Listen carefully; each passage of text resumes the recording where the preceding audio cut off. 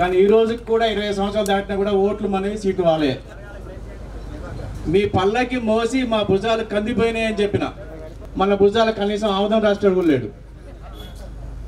నేను ఈ సభ ద్వారా చెప్పదలుచుకుంది ఏంటంటే తొక్కేటోని జై భీమ్ జై పూలే. రైట్ థ్యాంక్ యూ నరసింహరావు గారు ఉన్నారు, వారిని ఒక 2 నిమిషాలు మాట్లాడాల్సిందిగా కూర్చున్నాను. Thank you. 42% రిజర్వేషన్లు సాధించడానికి అన్న విశారదన్ గారు అందరూ కూడా హృదయపూర్వక అభివందనాలు. మీ అందరూ కూడా మన ఆలోచన సాధన సమితి తరఫున హృదయపూర్వక ధన్యవాదాలు. ఇక్కడ నేను ఒక ప్రశ్న అందరిని అడుగుతున్నాను. చాలా మంది నిలబడి ఉన్నారు, చాలా మంది కూర్చొని ఉన్నారు. అంతే వాళ్ళే ఒక్కసారి చేయలేకపోతే అందరు వాళ్ళే. ఓకే, బీసీలు ఎస్సీలు ఇష్టం పెట్టద్దు. చెయ్యి ఎప్పుడు కూడా చెయ్యి ఇస్తుంది. పిడికిలు బిగించండి. పిడికిలి ఆత్మస్థైర్యాన్ని పెంచుతుంది. మనందరము 85% ఉన్నట్టు మంది రచయితలు, కళాకారులు, పాటకారులు, పెద్దవాళ్ళు అన్ని రకాల ఆలోచన చేయండి. ఎందుకు అడుక్కుంటారో ఆలోచన చేయండి. పార్టీల సిద్ధాంతాల కింద నలిగిపోతున్నాం. ఎవరికి వారు ఆ పార్టీల జెండా పోయి ఉంటున్నాం. కాబట్టి ఒక్కసారి మనకు కావాల్సింది ఎవరు? కొమరం భీము కావాలి, దొడ్డి కొమరన్న కావాలి. ఐలమ్మ అయితే వాళ్ళు చేయలేపండి, సాయన్న అయితే వాళ్ళు చేయలేపడండి. రేపటి నుండి గ్రామాలలో మేమందరం ఒకటే ఒక నినాదం, బీసీల చైతన్యం రావాల్సిందే తప్ప మన రాజ్యాధికారం తెచ్చుకోవడానికి ఆలోచన చేయమంటుంది తప్ప వాని కోసం వెళ్ళి వాని కోసం పిడికిలు బిగించి జై బీసీ జై బీసీ జై బీసీ. నమస్కారం. Thank you. గతంలో బీజేపీలో పనిచేసినారు, ఇప్పుడు కొంత యాక్టివ్గా లేరు. దేవు సాంబయ్య గారు ఉన్నారు, వారిని ఒక 2 నిమిషాలే మాట్లాడాల్సిందిగా కోరుతున్నాను. దేవు సాంబయ్య గారు. అమలవుతుంది ఒక చట్టంగా అయినాకనే అది 9th షెడ్యూల్లో పెట్టాలనిపిస్తుంది. అసలు 42% అనేది నేను చెప్పడంలో ఎట్లాంటి ఆలోచన చేయట్లేదు. ఎందుకంటే తెలంగాణ ఉద్యమం జరుగుతున్నప్పుడే సామాజిక తెలంగాణ వైపు మనం పెట్టుకోవాల్సి వస్తుంది. ఇప్పటికైనా కూడా సామాజిక తెలంగాణ వైపు ఆలోచిస్తూ ఎవరెంతున్నారో వారి వాటా, వారి ఎంపీసీలు. కానీ బంధులో ఎవరు ఉన్నారో, ఏ రాష్ట్ర పార్టీ అధ్యక్షులు ఉన్నారో ఒక్కసారి ఆలోచన చేయాలని బీసీ లోకానికి నేను విజ్ఞప్తి చేస్తా ఉన్నాను. అందువల్ల చిత్తశుద్ధి లేని శివుని పూజ అది ముందుకు. అందువల్ల ఈ 9th షెడ్యూల్ చేర్చడానికి చేస్తున్నటువంటి పోరాటానికి భారత కమ్యూనిస్టు పార్టీ, సిపిఐ పార్టీ సంపూర్ణంగా మద్దతు ప్రకటిస్తూ ఉంది. ప్రత్యక్షంగా కూడా పాల్గొంటామని ఈ సందర్భంగా మేము ప్రకటిస్తా ఉన్నాం. అదేవిధంగా ఇలా తెలంగాణ ఉద్యమం తర్వాత ఇలా చిరంజీవులు గారు కానీ, మరి విశ్వరతన మహారాజు కానీ, జస్టిస్ ఈశ్వరయ్య కానీ బీసీ సమాజం కోసం మరి అనేక రకాలుగా వారి పుస్తకాలు కావచ్చు, ఇవాళ భావజాల వ్యాప్తికి వారి శక్తినంతా కూడా ఉపయోగించి ఈ బీసీలో మరొక ఉద్యమానికి సన్నద్ధమైన దిశ ఉంది. అందువల్ల ఇవాళ ఈ 42% రిజర్వేషన్ కోసం తప్పకుండా ముందుకు పోదాం. శత్రువుని గుర్తించి శత్రువుని ఏకాకి చేస్తేనే తప్పకుండా బీసీ ఉద్యమం జయప్రదం అయితే పార్లమెంట్ తప్పకుండా వస్తారు. మనం చూసాం తెలంగాణ కమ్యూనిస్టులు అంటే ఒకప్పుడు క్యాస్ట్ గురించి మాట్లాడేది కాదు. మరి ఈ రోజు సోషల్ జస్టిస్ నినాదంతో వాళ్ళు మనతో వస్తున్నారు. వారికి ప్రత్యేకంగా అభినందనలు తెలియజేస్తూ మన మధ్య మరొక ఫైర్ బ్రాండ్ స్పీకర్ ఉన్నాడు. వారు మాట్లాడితే మళ్ళీ స్టేజ్ అంతా గజగజ వణికిపోతుంది. ఇద్దరు ఇది పెట్టాలన్నప్పుడు బంద్ ఒకటి ప్రకటించారు మొన్న. అందరు కనబడరు స్టేజ్ల మీద. ఎవరు చూసినా కానీ బీజేపీ వాళ్ళు, కాంగ్రెస్ వాళ్ళు, నాదంటే నాదని, కమ్యూనిస్ట్ వాళ్ళు, టీఆర్ఎస్ వాళ్ళు మొత్తం జెండాల మీద వేసుకున్నారు. అందరు రోడ్ల మీద ఉన్నారు. ఇన్ని రోజులు ఇళ్ళ బండ్లు అందరు మాట్లాడుకుంటే మేము కూడా వెనక నుంచి మాట్లాడినాం. జనం లోపల కూడా అంతా అయిపోయింది. అరే అందరు ఒకటే ఉన్నారు, అందరు వేదికల మీద మరి ఏమవుతుందని జనానికి కూడా అర్థమైపోయింది. ఏంటంటే ఎవరి శాఖాహారి కాదు, అందరు మాంసాహారులే, పచ్చి మాంసాహారులే అని చెప్పి అర్థమైపోయింది. అందరు దొంగలే కొడుకులు అందరూ క్లియర్ కట్గా అర్థమైపోయింది. నేను వేదిక మీద ఉన్న పెద్దలకు కావచ్చు, కింద ఎవరన్నా పార్టీల వాళ్ళ జెండాలను గుండెలను జేబులలో పెట్టుకొని వచ్చిన వాళ్ళందరినీ జర దయచేసి క్షమించమని చెప్పి కోరుతున్నా తెలంగాణ ప్రజల తరఫుకెళ్ళి. ఎందుకంటే మధుసూనాచారి గారు ఉన్నారు కాబట్టి వారు నాకు బాగా ఇష్టం, తను అంటే బాగా ఇష్టం. ఊకే చెప్తుంటా, ఊకే వాళ్ళు బీసీల గురించి మాట్లాడే వాళ్ళు మా సార్ను మా పార్టీ అధ్యక్షుని చేసి సపరేట్గా లొల్లోడిసిపోతుంది చెప్తున్నా. నేను కవిత కూడా చెప్పినా, కేటీఆర్ కూడా చెప్పినా, ఊకే బీసీల గురించి మాట్లాడకూరి. అందరికన్నా సీనియర్ కేసీఆర్ కన్నా సీనియర్ తన తెలంగాణలో సంచి పట్టుకొని పోయేది నిజాయితీ పరుడు, కమిట్మెంట్ ఉన్నది, అన్ని ఉన్నది, అన్ని అర్హతలు ఉన్నాయి. ఆయన ఎప్పటికైనా మేము చెప్తాం తనను అధ్యక్షుని చేసి సరిపోతుంది, కానీ మీకు రావు, మీరు ఇట్నే ఉంటారు. మళ్ళీ రేపు పొద్దుగాల మళ్ళీ ఏదో పదవి ఉంటుంది, 34% 18% తగ్గించినా కానీ మీరు మాట్లాడలేరు. ఏం మాట్లాడలేరు. ఇంతకుముందు బీజేపీ వాళ్ళు ఎంపీలు వచ్చి కూర్చొని పోయారు, మీరు ఈడ కాదే కొట్లాడాల్సింది, పోయి ఢిల్లీలో కొట్లాడాలి. మా దగ్గర ఏంది, మా అన్న గురించి చెప్తున్నా. మొట్టమొదటి ఏంటంటే నేను కూడా ఏబిసిడి దీంట్లో కూడా వర్గీకరణకు 200% మొట్టమొదటి మేమే ఉంటాం. దీని విషయంలో క్లియర్ కట్గా చెప్పాల్సుకున్నా.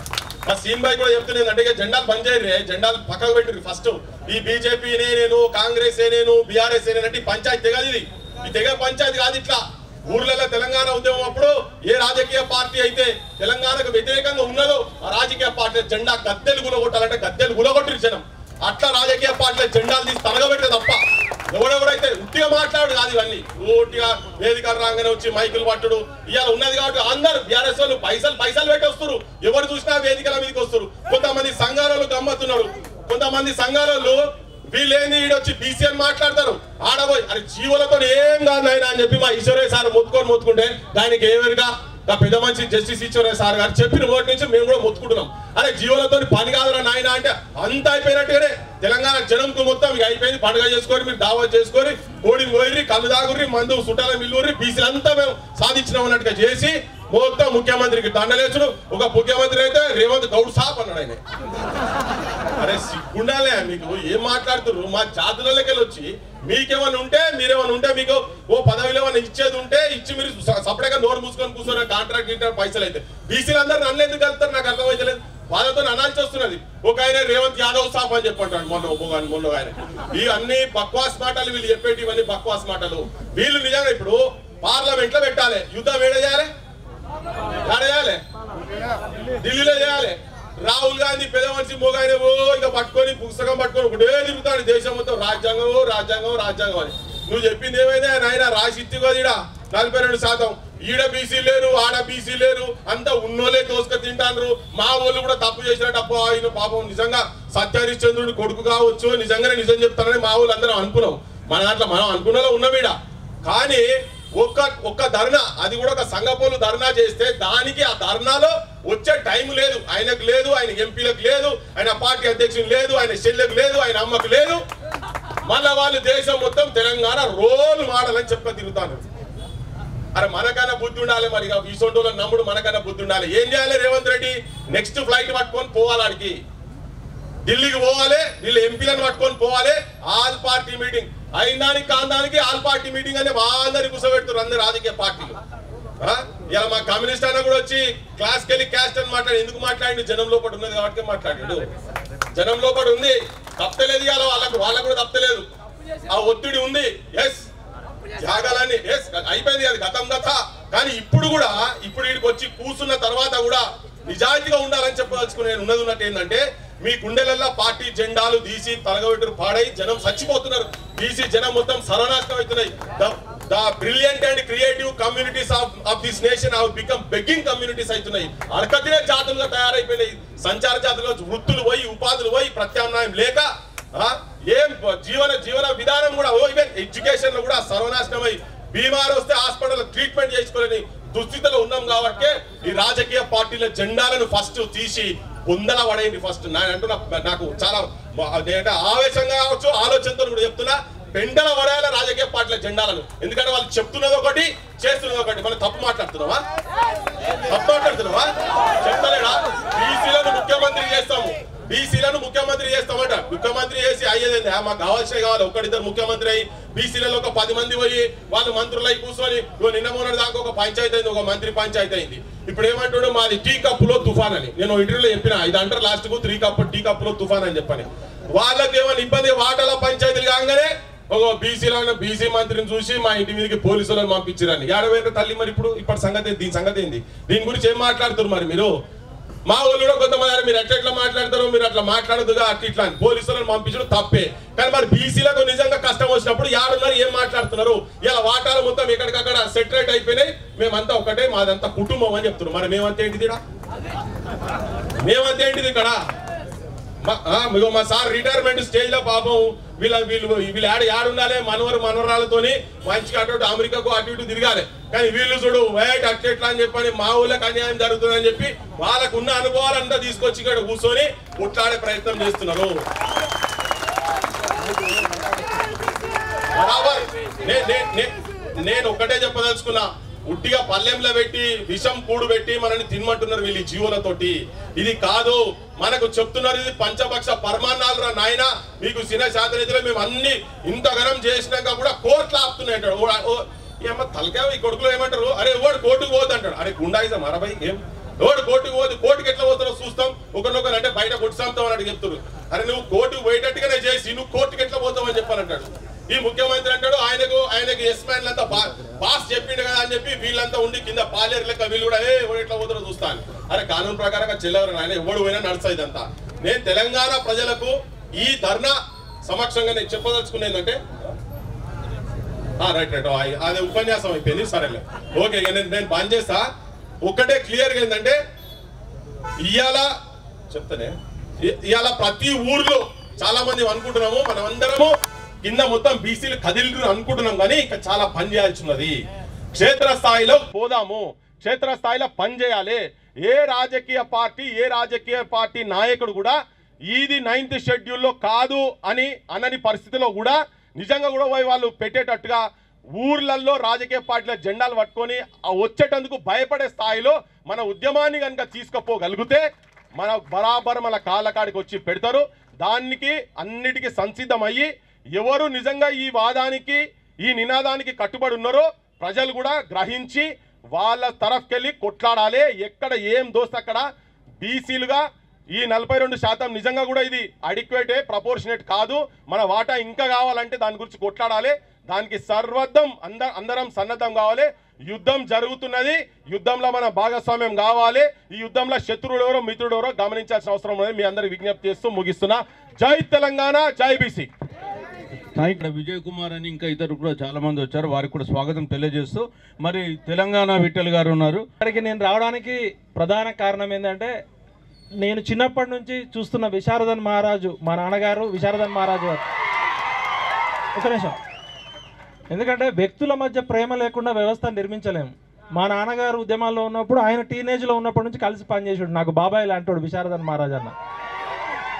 సెకండ్, జస్టిస్ ఈశ్వరయ్య గారు నాకు ప్రత్యక్షంగా తెలియదు, కానీ ఆయన ఒక బీసీ కమ్యూనిటీస్ని వచ్చి అసలు ఈ ప్రపంచంలో అత్యంత అన్యాయం జరుగుతుంది ఎక్కడన్నా అంటే న్యాయ వ్యవస్థలో. అలాంటి న్యాయ వ్యవస్థలో హైకోర్టు, సుప్రీంకోర్టు జడ్జీలు కాలేని అసాధ్యమైన కోటలోకి ప్రవేశించి ఆల్ ఇండియా ఓబీసీ చైర్మన్గా ఉండి జస్టిస్ ఈశ్వరయ్య గారు, మనందరికీ ఆయన త్రినేత్రం తెరవాలి. ఎవడో అంటుండు ఆయనకేం తెలుసు చట్టాలని, మరి అడకదినే నీకు తెలుసా ఆ చట్టాలు? ఇప్పుడు రాజ్యాంగం మార్చే ఒక న్యాయ కోవిధులకు తెలుస్తుంది ఆ చట్టాలు, లేకపోతే అగ్రవర్ణ పార్టీల మోచేతి నీళ్ళు తాగి అడక తినే వాడు బిచ్చ వేసుకునే బొచ్చ కూడా వాడియాలి, రెడ్డోడు వెలమోడు కమ్మోడు. ఈ బిచ్చగాడికి తెలుస్తుందా? మరి చెప్పాలి కదా. ఇప్పుడు ఐఏఎస్లతో నాకు కొంచెం ప్రమాదం ఉంది, అనుభవం కూడా ఉంది. ఎందుకంటే కుండ బద్దలు కొట్టినట్టు చెప్పాలి. నేను నా జీవితంలో చాలామంది ఐఏఎస్లతో పనిచేసిన, నాది 47 ఏళ్ళు. పృథ్వన్న నన్ను 21 ఏళ్ళ నుంచి ఉద్యమాల్లో దిప్పుతున్నాడు.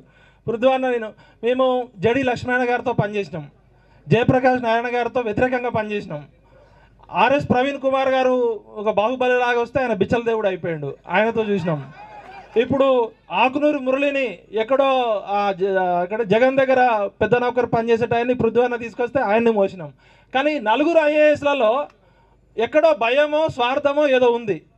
కానీ చిరంజీవులు గారు ఒక ఐఏఎస్ బీసీల నుంచి వచ్చిండు, ఒక ఐపీఎస్ పూర్వచంద్రరావు గారు, వీళ్ళిద్దరు మా బహుజనులకు పుట్టిన బాహుబలులను నమ్ముతున్నాం.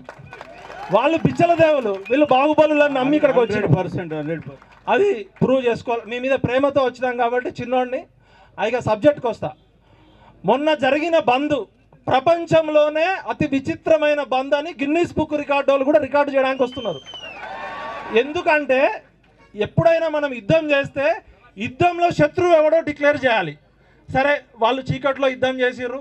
మన అత్తారింటికి సినిమా దారేదిలో పవన్ కళ్యాణ్ క్లైమాక్స్లో ఆ రైల్వే స్టేషన్ మీద ఆ నడియా అనే వాళ్ళ అత్తతో ఒక మాట మాట్లాడుతాడు. అత్త, నేను నా జీవితకాలం అంతా ఒక తెలియని శత్రువుతో యుద్ధం చేస్తున్నా, నాకు చీకట్లో యుద్ధం చేస్తున్నట్టుంది, ఆ అంతు చిక్కని శత్రువు ఎవరో తెలవట్లేదు అంటారు. మరి ఇలా 3 పార్టీలు అన్ని ప్రజా సంఘాలు కుల సంఘాలు చేసిన శత్రువెవడో ఇప్పుడు శత్రువెవడో డిక్లేర్ చేస్తున్నా. ఈ యుద్ధ నినాదం ఉంది కదా మీ పాంప్లెట్లో, నేను చెప్పేది కరెక్ట్ అయితే మీరు జైగొట్టండి, తప్పు అయితే చెప్పండి. శత్రువు ఎవరంటే ఈ అగ్రవర్ణ ఆధిపత్య మనువాద భావజాలంతో మొత్తం 79 సంవత్సరాల రాజ్యం ఇచ్చిన సుప్రీంకోర్టులో తప్పుడు జడ్జిమెంట్లు ఇచ్చిన ఈ కులవాద పెత్తందారుల జడ్జీలు మన శత్రువులు. అవునా కాదా? చాలామంది అంటారు నువ్వు సుప్రీంకోర్టునే ప్రశ్నించే మొగోడివా, హైకోర్టునే ప్రశ్నిస్తావా అంటే ఇది బ్రిటిష్ రాజ్య వ్యవస్థ కాదు. ప్రజాస్వామ్యంలో రాజ్యంలో కూడా సుప్రీంకోర్టు భాగమే, రాజ్యంలో కూడా ప్రజాస్వామ్యం రాజ్యాంగం భాగమే. రాజ్యాంగంలో తప్పులుంటే ఇన్నిసార్లు సవరించుకున్నాం కదా. సుప్రీంకోర్టు జడ్జీలు హైకోర్టు జడ్జీలలో 90% ఉన్న ఎస్సీ ఎస్టీ బీసీల వాటా 10% కూడా లేనందుకు సిగ్గుపడాలి. ప్రపంచంలోనే అతిపెద్ద ప్రజాస్వామ్య దేశం, ప్రపంచంలోనే 5 మిలియన్ ట్రిలియన్ ఎకానమీగా పోతుంది కదా. మీ లార్డ్ అని మిమ్మల్ని గౌరవిస్తే బహుజనుల గొంతుకొస్తున్న తీర్పులు ఇచ్చిన జడ్జీలు మొట్టమొదటి శత్రువులు, జడ్జిమెంట్లు తప్పుగా ఇస్తున్న జడ్జీలు శత్రువులు. ఇవాళ ఢిల్లీ హైకోర్టులో ఢిల్లీ సుప్రీంకోర్టు జడ్జీల ఇళ్లల్లో వాళ్ళ పార్కింగ్ ప్లేస్లలో 100 కోట్ల రూపాయలు తగలబడుతుంటే ఫైర్ ఇంజన్లు వచ్చినాయి. అంటే జడ్జీలలో కూడా మంచోళ్ళు చెడ్డోళ్ళు ఉంటారు కదా. ఆ అలహాబాద్ ఈ హైకోర్టు సుప్రీంకోర్టు జడ్జి ఇంట్లో నోట్ల కట్టలు తగలబెడితే ఫైర్ ఇంజన్ వచ్చి ఆర్పుతుంటే అప్పుడు మీడియాకు వస్తే ఈ జడ్జిని అలహాబాద్ హైకోర్టుకు పంపిస్తారు. అప్పుడు అలహాబాద్ హైకోర్టు ఏమంటది, మా అలహాబాద్ హైకోర్టు ఏమన్నా చెత్తబుట్టనా, ఆ చెత్తని తీసుకొచ్చి మా దగ్గర వేయడానికంటే మరి 79 సంవత్సరాల నుంచి చెత్త తీర్పులు ఇస్తున్నా తప్పుడు తీర్పులు ఇస్తున్నా ఈ న్యాయమూర్తులకి మీకు మనసు లేదా? ఈ 79 సంవత్సరాల్లో బీసీలకి ఎంత అన్యాయం జరుగుతుందో ఇవాళ చిరంజీవి గారు స్పష్టంగా ఈ ఇస్మత్ అంటే వాటా ఆత్మగౌరవం అధికారం అనే ఈ బుక్ చదివితే ఎవడైనా గుండె బలిగి చచ్చిపోతాడు మనిషి అనేటోడు. రాజకీయ పార్టీలలో ఉన్న నాయకులారా మీకు నేను రిక్వెస్ట్ చేస్తున్నా, డిమాండ్ చేస్తున్నా, ఇవాళ అన్ని రాజకీయ పార్టీలలో ఎస్సీ సెల్ ఉంటుంది, ఎస్టీ సెల్ ఉంటుంది, బీసీ సెల్ ఉంటుంది, ఎంబీసీ సెల్ ఉంటుంది, ఓబీసీ మోర్చా ఉంటుంది. 90% పైగా ఉన్న ప్రజల్ని ఈ 3 రాజకీయ పార్టీలు సెల్లుల్లో వేసి బంధించరు కదా. మా రాజకీయ పార్టీల నాయకులు మా ఆత్మగౌరవానికి ప్రతీకల్ని వీళ్ళు ఏమైనా జూ పార్కుల జంతువులా లేకపోతే సర్కస్లో ఆడే జంతువులా? సెల్లుల్లో ఎట్లా వేసి బంధిస్తారా నా కొడకల్లారా? మీ పార్టీలు ఓనర్లు అయితే 90% ఉన్న ప్రజల్ని 90% మా వర్గాలకి ప్రతిగా ఉన్న మా బాహుబలులని మా పులులని మీరు సెల్లుల్లో వేసి బంధిస్తారా? మీకు ఏమాత్రం సిగ్గు శరం ఆత్మగౌరవం ఉంటే ఫస్ట్ ఈ MBC cell, BC cell, SC cell, ST cell తీసి రెడ్డి సెల్లు, వైశ్య సెల్లు, బ్రాహ్మణ సెల్లు, మీరు మైనారిటీలు అంటే ఈ 3 పార్టీలు కుల పార్టీలు, అవి రాజకీయ పార్టీలు కాదు. వెల్కమ్ రెడ్డి రాజ్యం. 3 కులాలు 3 కుటుంబాలు బాగా తిని బలిసి ఎక్కువ అంటే వాళ్ళు తినాల్సింది 10% అయితే ఎమ్మెల్యేలు ఎంతమంది కావాలో తెలుసా? ఈ బుక్లో చిరంజీవి గారు చెప్పింది 1952 నుంచి 2023 వరకు అన్ని అగ్రవర్ణాలు కలిపి 120 మంది కన్నా ఎక్కువ మంది ఎమ్మెల్యేలు కావద్దు. బ్రాహ్మణులు, వైశ్యులు, రెడ్లు, కమ్మలు, వెలమలు కలిసి ఈ 16 సార్లు ఎన్నికలు జరిగితే వాళ్ళకి న్యాయబద్ధంగా వాళ్ళ జనాభా దాభాష ప్రకారం 120 ఎమ్మెల్యేలు రావాల్సి ఉంటే వాళ్ళు ఎంతమంది అయి ఉంటారో గెస్ చేయండి. ఎవరన్నా గెస్ చేయండి. చిరంజీవి సార్ తప్ప ఎవరైనా చెప్పాలి. సార్ మీరు చెప్పండి, ఎంతమంది అయి ఉంటారు? చిరంజీవి సార్ చెప్పొద్దు. వాళ్ళు 120 మంది కావాల్సిన ఎమ్మెల్యేలు 950 మంది పైగా ఉన్నారు. అంటే 830 ఎమ్మెల్యే సీట్లు అప్పనంగా దొబ్బిపోయింది. నేను చెప్తున్న డేటా కాదు, చిరంజీవులు గారు చెప్తున్న డేటా.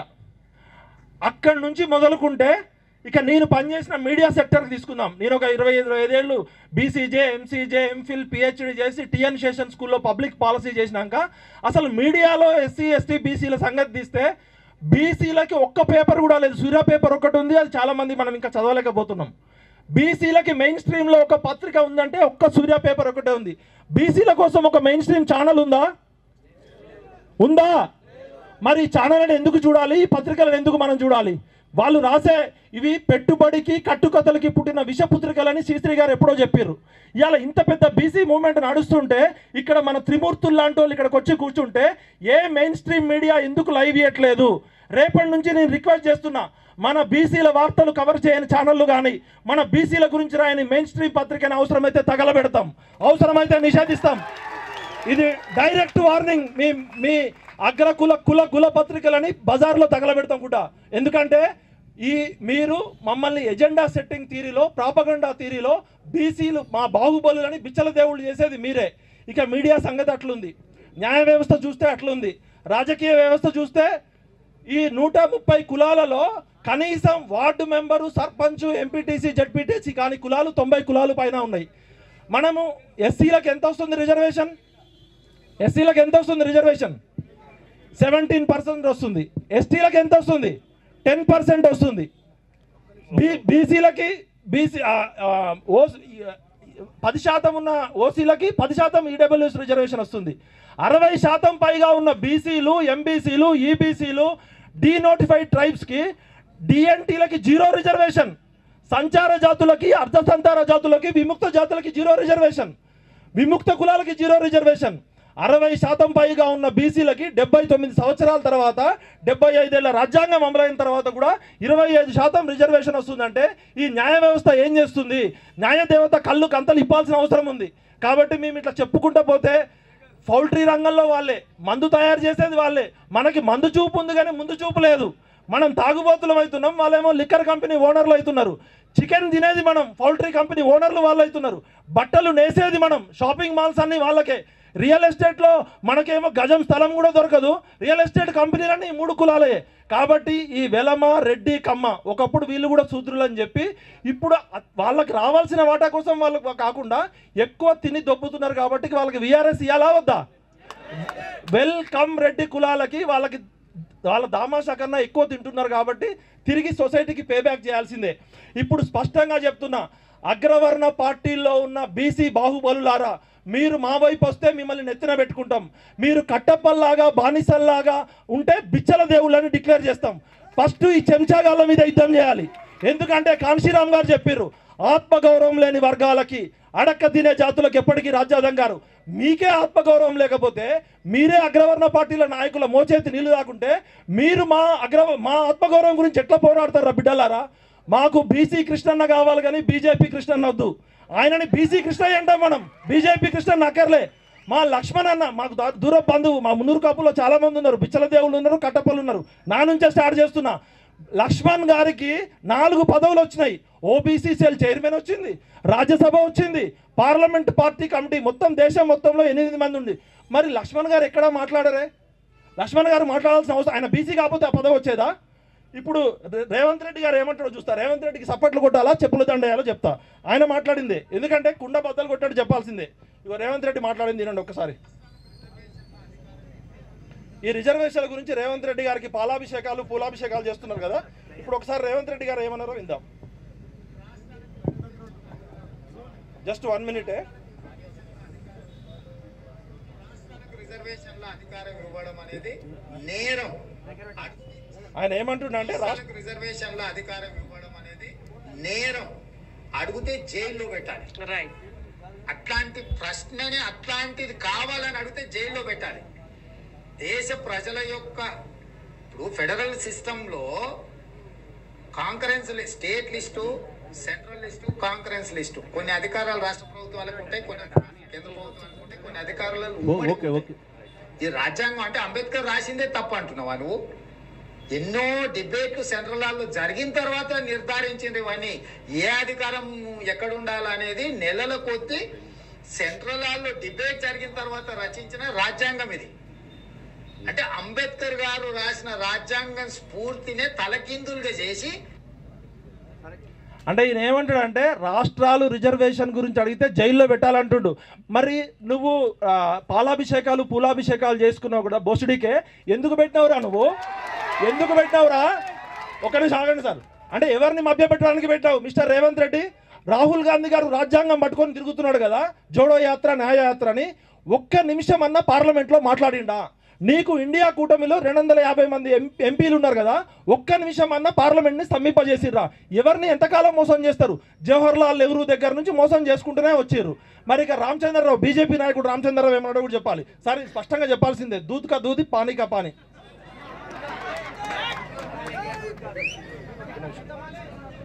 ఒక నిమిషం ఆగ, దొంగల్ని బయట పెట్టాలి, శత్రువు ఎవడో చెప్పాలి. పెద్ద మనుషుల కన్నా ముందు దొంగలు.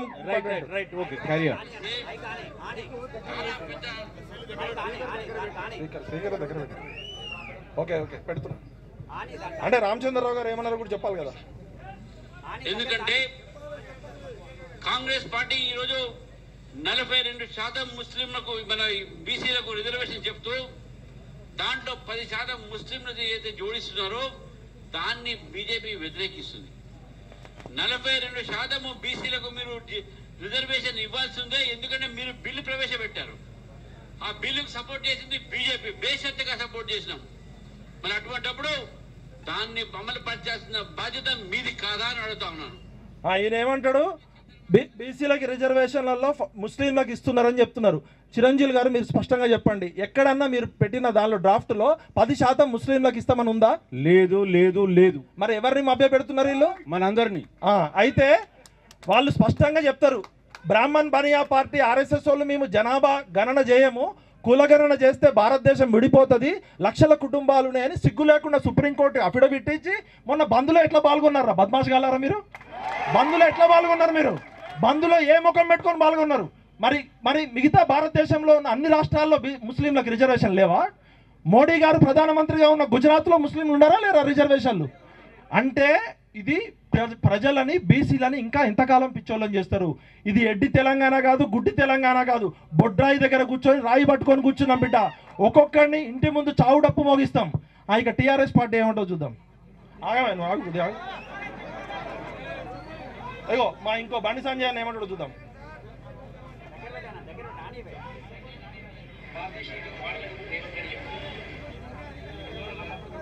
ఓకే, సౌండ్ రావట్లేదు. Right okay. ఇంకా బండి సంజయ్ గారు ఏమన్నారు కూడా చెప్పాలి సార్. సరే వదిలేండి, మనోళ్ళే కదా. ఓకే రైట్, వాళ్ళు కూడా మన బీసీ లీడర్లే, వదిలేద్దాం. Right okay. ఏ మకం పెట్టుకొని వచ్చిర్రు మొన్న బంధులోకి? ఎందుకు వచ్చిర్రు? ఒకవైపు ఏమో సార్, ఒక్క నిమిషం సార్, ఒకటే చెప్తున్నా, మోహరించిన సైన్యాలనైనా ఆపవచ్చు కానీ ముహూర్తం ఆసనమైన ఆలోచనలు ఎవరు ఆపలేరు. బీసీలు అంటే బ్యాక్వర్డ్ క్లాసెస్ కాదు, మనల్ని వెనక్కి నెట్టేసిన కులాలు. మనకి బ్రిలియంట్ ఉంది, క్రియేటివ్ ఉంది. We are backbone of this nation. అడుక్కుంటే వచ్చేది రాజ్యాధికారం కాదు. మీ ఆధ్వర్యంలో మీరు జీవితకాలం అవసరమైతే ఆమర దీక్ష కూర్చోండి, మేమందరం వస్తాం. చావో తేవో తేల్చుకుందాం. ఇక ఇది బ్రహ్మ విష్ణు మహేశ్వరుల ప్రకృతి కలయికతో వచ్చింది. శత్రువు ఎవడో స్పష్టంగా చెప్పేసినాం. శత్రువు అగ్రవర్ణ ఆధిపత్య మనువాద భావజాలంతో అక్రమంగా సుప్రీంకోర్టులో తప్పుడు తీర్పులు ఇచ్చే జడ్జీలు. రాజ్యాంగ సవరణ చేయాల్సిందే, 9వ షెడ్యూల్లో పెట్టాల్సిందే. పార్లమెంట్లో బిల్లు ప్రవేశపెట్టాల్సిన రాజకీయ పార్టీలు ఈ స్ట్రీట్ ఫైట్ చేయాల్సిన అవసరం లేదు. 8 మంది బీజేపీ ఎంపీలు, 8 మంది కాంగ్రెస్ ఎంపీలు రిజైన్ చేయకపోతే రేపు పొద్దున మీ ఇంటి ముందు సాగు డప్పు కొడతాం. జై తెలంగాణ, జై బీసీ, జై భారత్. థ్యాంక్ యూ చాలా. చంద్రశేఖరరావు గారు మాట్లాడితే తెలంగాణ దద్దరిల్లిపోయి ఊగిపోతున్న చంద్రశేఖరరావు గారు కూర్చున్నా కూడా ఇంతమంది ఆగకపోయేటోళ్ళు. మా అందరిని చూసి ఇంకో ఏదో మాట్లాడతారని కాదు, ఒకే ఒక్క అంశం ఉన్నది. మోసపోతున్నాము, స్పష్టంగా మనకు శత్రువు అర్థం కావాలి. మనం ఎవరితో కొట్లాడితే బీసీ రిజర్వేషన్ వస్తుందనే కోపం, ఆక్రోషం ఉంది. కాబట్టి బహుశా నాకు తెలిసి బంద్ ఒక మంచి పని చేసింది, చాలా విషయాలు అర్థం కావడానికి మనకు వచ్చింది. అది రిజర్వేషన్కి ఏం అక్కర వచ్చిందో తర్వాత వచ్చిన తప్పకుండా అర్థం చేసింది. కాబట్టి ఆ చివరిలో బహుశా నాకు తెలిసి ఇందిరా పార్క్లో 3 గంటల సందర్భం లోపల నా కనుచూపు మేర జనం కనపడుతున్నారంటే అది 100% మీ చైతన్యం మాత్రమే.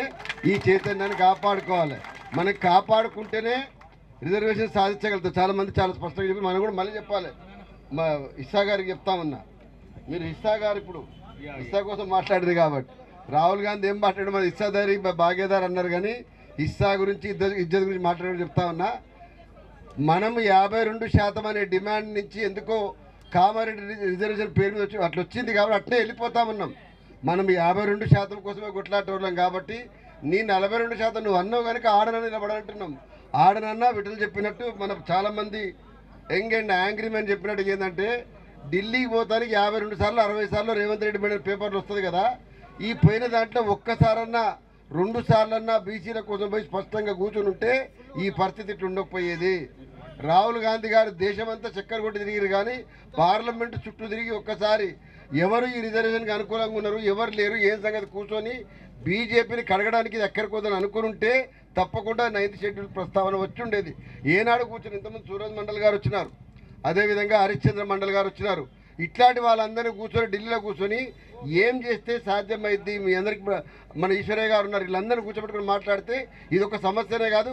ఒక్కసారి కూడా ఢిల్లీ లోపల ఇవాళ దేశంలో ప్రతిపక్షానికి నేనే ముందున్నాను చెప్పేటువంటి పార్టీ స్పష్టంగా కూర్చొని నిర్ణయం తీసుకుంటే కనుక ఇవాళ తెలంగాణ రిజర్వేషన్ తప్పకుండా కూడా ఒక అడుగు ముందు పడేది. వారు చెప్పినటువంటి రాహుల్ గాంధీ గారు చెప్తే తెలంగాణ ఇద్దరు రోల్ మోడల్ అంటారు కదా, రోల్ మోడల్ అయ్యేటువంటి అవకాశాన్ని మిస్ అవ్వడం లోపల కాంగ్రెస్ పార్టీ నాయకత్వం చాలా స్పష్టంగా విఫలమై ఇది ముందున్నది. కాబట్టి ఈ పరిస్థితి తెలియజేస్తూ విశారదన వచ్చిన తర్వాత ఇవాళ దీనికి ఏదైతే ఒక మాస్ చర్నింగ్ అంటే జనంలో నిరంతరం పట్టుకొని వేలాడేటువంటి శక్తి ఉన్నటువంటి ఒక లీడర్షిప్ దీనికి అటాచ్ అయింది. కాబట్టి ఇది చాలా స్పష్టంగా ఉన్నది. మనం ఎంత గొప్ప మెటీరియల్ తయారు చేసినా కూడా దానికి కన్సిస్టెన్సీ అంటాం. అంటే బంక పట్టుకున్నట్టు బంకపోయే శక్తి ఉండాలి. బంక పట్టుకున్నటువంటి శక్తి ఉన్నటువంటి ధర్మ సమాజ్ పార్టీ బలంగా గ్రామ ఉన్నది. కాబట్టి ఆ బంక కూడా ఉట్టిగా రాలే. 1,00,000 కిలోమీటర్ల ప్రయత్నం చేస్తే ఆ బంక వచ్చినప్పుడు ఉట్టిగా రాలే. అవలీలగా గోదావరికి కృష్ణానదికి పోయి ఒడిలో కూర్చొని చెంపలు పట్టుకొస్తే రాలే. అది ఊరు తిరిగి అరిగి గస్కాయించి ఈ స్థాయిలో వచ్చింది. కాబట్టి మీ అందరు కూడా ఈ ఏదైతే ఇవాళ చైతన్యం ఉందో ఒకటే ఒక్క మాట చెప్తా స్పష్టంగా లాస్ట్గా. ఇవాళ మొట్టమొదటి ఏది చూస్తున్నానో ప్రతిసారి ఇవాళ వాళ్ళందరినీ వెలివేసినట్టుగా చెప్పడం కోసం అనడం లేదు, కానీ మనం చేస్తున్న దాంట్లో ఏం జరుగుతుందనే స్పష్టత లేకుండా మభ్యపెట్టే ప్రయత్నం చేస్తే తెలంగాణ రాష్ట్రం తెచ్చినటువంటి వాళ్ళు ఎవరైతే ఉన్నారో వాళ్ళకున్న చైతన్యం సాధారణమైనది కాదన్నటువంటి మాట బయట ఉన్నది. కాబట్టి స్పష్టంగా గుర్తుపెట్టుకోండి, మీరు ఢిల్లీలో రాజ్యసభలో మాట్లాడగలిగే అవకాశం ఉండి నరేంద్ర మోడీ గారి దగ్గర తీసుకుపోగలిగే అవకాశం ఉండి ఇవాళ క్షేత్రస్థాయిలో ఇట్లా చేయడం వల్ల దయచేసి కృష్ణన్న ఇంకా మనం తప్పకుండా మీరు మారవలసిన బాధ్యత ఉన్నది. మారకపోతే భవిష్యత్తులో మిమ్మల్నే ఇవాళ కార్నర్ చేసి చూసేటువంటి పరిస్థితి వస్తుంది. ఎంత స్పష్టంగా చెప్పదలుచుకున్నా. మిగతా సోదరులు కూడా బహుశా విశారదన్ గారు ఇప్పటికే చెప్పిన వారు ఒకసారి ఒక సందర్భంలో జాదల శ్రీనివాస మిగతా వాళ్ళు చెప్తున్నారు. ఇవాళ ఇక్కడ ర్యాలీ కావడంలో కూడా సాంప్రదాయక ఉన్నటువంటి బీసీ సంఘాలని కాదని ఇవాళ అనేకమైన బీసీ సంఘాలు మా వెంకన్న కానీ మా విజయ్ కానీ ఇక ఉన్నటువంటి మా అన్న చంద్రరామన్న కానీ ఇంతమంది ఇన్ని రకాల వాళ్ళందరూ కొత్త దగ్గర చేయడం. ఈ ముఖ్యంగా మా ఫైర్ బ్రాండ్ ఫుద్దీలు విటల్ అందరూ, ఎందుకంటే ఇది అనువైన వేదిక. ఇక్కడ ప్రజలు వినగలుగుతారు. విన్నటువంటి వాళ్ళు ఉట్టి ఊకోరు. గ్రామానికి పోయి ఇప్పుడు జరుగుతున్న పరిణామాలు చెప్తారు. ముఖ్యంగా 9th షెడ్యూల్ అనే పదాన్ని రాజ్యాంగంతో పాటు ఈ సభ ఇప్పటిదాకా చేసిన ప్రయత్నం ముగ్గురు పైన కూర్చున్న వాళ్ళు కానీ మిగతా వాళ్ళు చేసిన ప్రయత్నం ఏంటంటే గ్రామ స్థాయికి 9th షెడ్యూల్ పదం ఇవాళ ఇందిరాపార్క్ వేదిక బయటికి వెళ్ళింది. రేపు గ్రామానికి వెళ్ళాలి. ఇదే మాట రావాలి. ముఖ్యంగా స్థానిక ఎన్నికలలో లక్షలాది మందిగా మేము పోటీ పడతాం. ఇవాళ 7,000 పోస్టుల కోసం పోటీ పడతాం. సర్పంచ్లకు అంటున్నారు కదా, వాళ్ళకి వెళ్ళిపోవాలి. మనం 9th షెడ్యూల్ కోసం కొట్లాడితే తప్ప కాదని ఇదివరకే గతంలో చిరంజీవులు గారు మిగతా బీఆర్ఎస్ కాంగ్రెస్ అందరూ కూడా కలిసి ఒక సందర్భంలో 9th షెడ్యూల్లో పెట్టాలని చెప్పేసి ఒక సందర్భంలో వారు మాట్లాడినారు. ఇదే దాన్ని కేవలం స్థానిక ఎన్నికల్లో ఇంట్రెస్ట్ ఉన్నటువంటి వాళ్ళ కోసం మళ్ళొకసారి ప్రజాప్రతినిధులతోటి పెద్ద ఎత్తున పెట్టాలి. అంత పెద్ద గ్రౌండ్లో పెట్టాలని చెప్పి విజ్ఞప్తి చేస్తున్నారు. ఎందుకంటే మాటికి ఈ ట్రాఫిక్ మీద ఉన్నటువంటి వాళ్ళు ఏ పార్టీలు ఎవడు కాదు, ఎవరితో ఉంటాడు, ఏం కొట్లాడతాడు, వాడు దమ్ము ఉందా లేదా, ఇది ఒక్కటే చూసుకొని చెప్పి మీరు ఎక్స్రే ఉంటుంది కదా, ఎక్స్రే చూస్తే లోపల ఏం దమ్ము తెలుస్తుంది అట్లా. లీడర్ల దగ్గర దమ్ము అందరిని పిలవండి, అందరూ ఒక దగ్గర చేరాలి. మనకి ఇష్టమున్నా లేకున్నా పార్లమెంటు వ్యవస్థలో అన్ని పార్టీలు ఉంటాయి కాబట్టి వాటిని మనం ఎవరిని కూడా అవాయిడ్ చేయలేము. ఆవేశంతో మనం ఏమైనా అందరి మనం బట్టలు ఇప్పుతామని అనొచ్చు, కానీ ఎవరు బట్టలు ఇప్పించినా లోపల అంగిలాగ తర్వాత ఏముంటుందో అందరికి ఎరికే. కాబట్టి కొత్త ముచ్చటొద్దు, అందరికి ఎరికే అది. కాబట్టి కలిసి పనిచేద్దాం. అందరము ఐక్యత కూడా అవసరమే, అదే సందర్భంలో కూడా చైతన్యం అవసరమే. విడదీసి చూపెట్టేటువంటి చైతన్యం కూడా ఉండాలని తెలియజేస్తూ అందరం కలిస్తేనే ఈ 42% 52% సాధించగలుగుతాం. సాధించడం ద్వారా యావత్ భారతదేశానికి ఒక రోల్ మోడల్ 100% చూపెట్టగలుగుతామని చెప్పి తెలియజేస్తూ ధన్యవాదాలు. జై తెలంగాణ, జై. మన గౌరవ ఎమ్మెల్సీ తెలంగాణ అసెంబ్లీ రావు గారు వారు మాట్లాడుకుంటూ అలాగే వేదిక ముందున్న మన బీసీ సోదరులు ఎస్సీ ఎస్టీ బీసీ సోదరులందరికీ కూడా ఉద్యమాభివందనాలు తెలియజేసుకుంటూ ఆ రోజు ఉద్యమాల గడ్డ ఉస్మానియా యూనివర్సిటీలో అయాల మనం తెలంగాణ ఉద్యమాన్ని చూసినాం. త్యాగాలు చేసింది ఎవరు? ఎస్సీ ఎస్టీ బీసీ మైనార్టీ బిడ్డలు త్యాగాలు చేసినాం.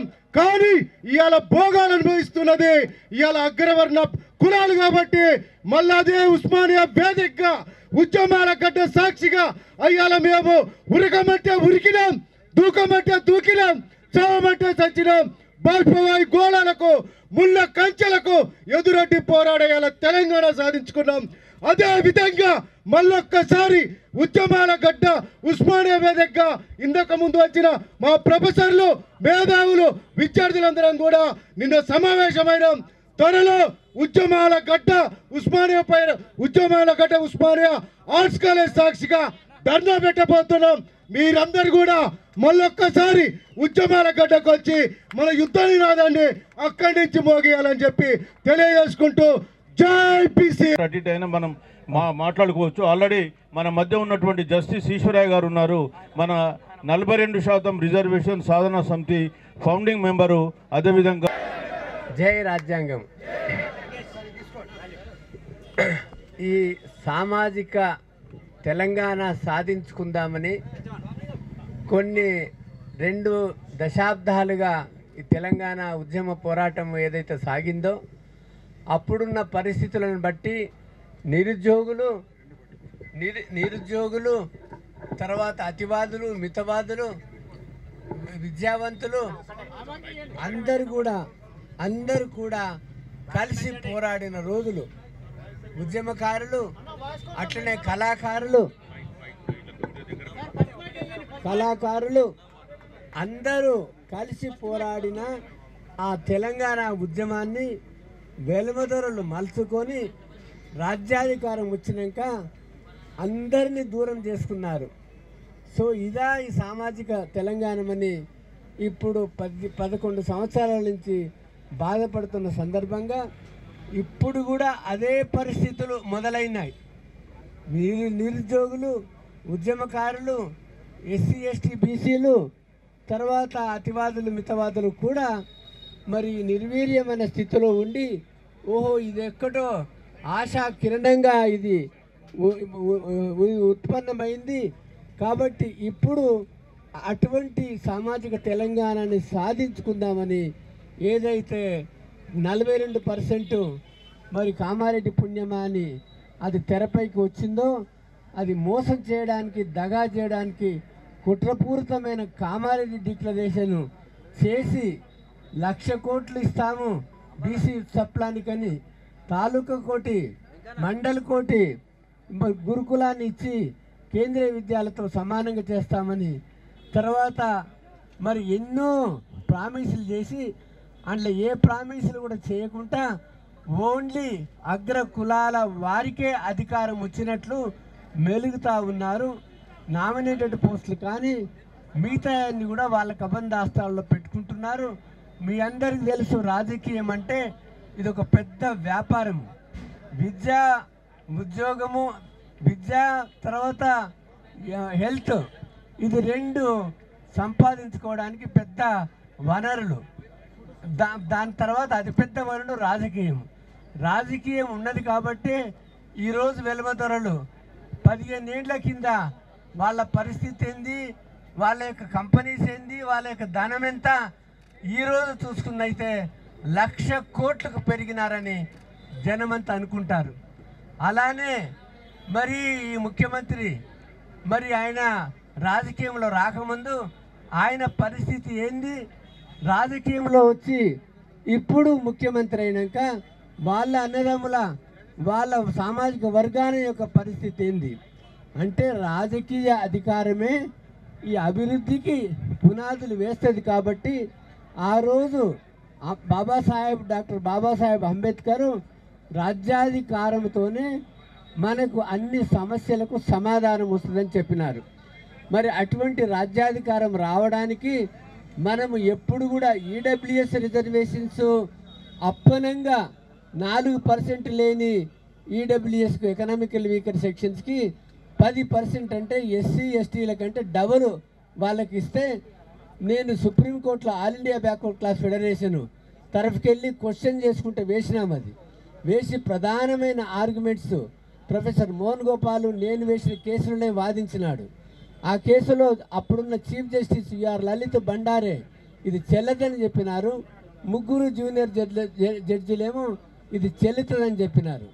కాబట్టి ఈ రకమైన కోర్టులలో కూడా సమన్యాయం జరుగుతలేదు. ఎందుకంటే న్యాయమూర్తులు కూడా ఏ రకంగా ఈరోజు ఆ యొక్క విచక్ష అంటే సామాజిక స్పృహ లేనందువలన లేకపోతే విచక్షణ జ్ఞానాన్ని సరిగిన పద్ధతిలో ఉపయోగించుకోకపోనందున ఈ ఇంద్రసాని వర్సెస్ యూనియన్ ఆఫ్ ఇండియాలో క్రిమిలేయర్ పెట్టి కానీ లేకపోతే ఇది కృష్ణమూర్తి వర్సెస్ యూనియన్ ఆఫ్ ఇండియాలో 50% రిజర్వేషన్స్ ఈ యొక్క లోకల్ బాడీస్లలో కూడా వర్తిస్తుందని అది అన్యాయంగా అద్రగణంగా అన్కాన్స్టిట్యూషనల్గా పెట్టినటువంటి ఆ యొక్క 5 న్యాయమూర్తులు దాని తర్వాత వికాస్ కృష్ణరావు గౌలీ కేసులో కూడా అదే ఫాలో కావడము ఇప్పుడు 50% దాటకుండా ఒక సీలింగ్ ఉన్నది. 50% దాటకుండా సీలింగు ఒక ఎస్సీ ఎస్టీలకు వర్తించదు కానీ బీసీలకు వర్తిస్తుంది. కాబట్టి ఏ రాష్ట్రంలో కూడా ఒక్క తమిళనాడులో తప్ప ఏ రాష్ట్రంలో మొత్తం ఇండియాలో 50% దాటి రిజర్వేషన్స్ లేవు.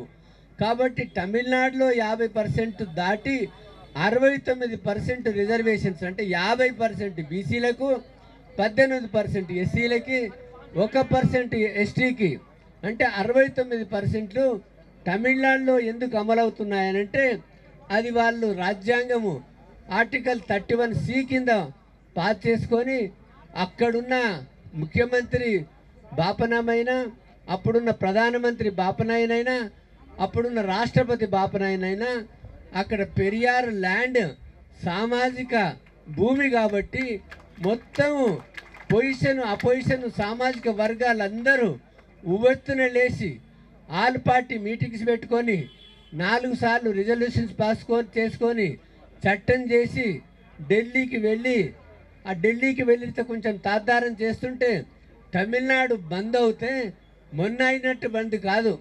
రైళ్లు బంద్, బస్సులు బంద్, దుకాన్లు బంద్, విద్యా సంస్థలు బంద్, సైకిల్ కూడా రోడ్డు మీద తిరగకుండా అంత పగడబందీగా చేస్తేనే అక్కడ మరి కేంద్రం దిగివచ్చి ఆ యొక్క 9th షెడ్యూల్లో నోటిఫికేషన్ అంటే 31B కింద రాజ్యాంగ భద్రత వస్తుంది.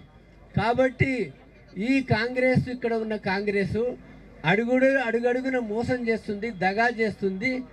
6th డిసెంబర్లో వాళ్ళు డిక్లరేషన్స్ వచ్చి ప్రభుత్వాన్ని ఏర్పరచుకున్న తర్వాత 2 నెలలు గడిపి బీసీ కులగణన చేస్తామని మళ్ళా అక్టోబర్ వరకు ఏ పని చేయకుండా అది కూడా బీసీ కులాలని మాత్రమే మేము లెక్కిస్తాము, అన్ని కులాలను లెక్కించమని ఒక తప్పుడు సంకేతాన్ని ఇచ్చి దాని తర్వాత బీసీ సంఘాలు ఒక ఉవ్వెత్తున లేస్తే ఒక జీవో ఇచ్చి ఆ ప్లానింగ్ కమిషన్కి అప్పచెప్పినారు బీసీ కులగణన చేయాలని.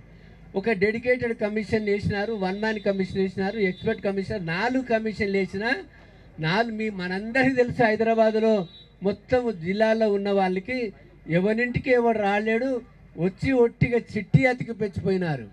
సో తప్పులు అంటే నేను ఒక చట్టాన్ని రాసిచ్చిన రాజ్యాంగం ప్రకారం ఆర్టికల్ 342A3 కింద రాష్ట్ర ప్రభుత్వాలకు ఒక చట్టం చేసుకొని చట్టబద్ధంగా న్యాయబద్ధంగా ఏదైతే సర్వే యాక్ట్ ఉందో ఈ రెండింటికి సుప్రీంకోర్టు జడ్జిమెంట్లను అధిగమించడానికి మీరు ఈ యొక్క డేటాని సేకరించండి అని ఇస్తే అది వాళ్ళు వినడానికే సిద్ధం లేదు.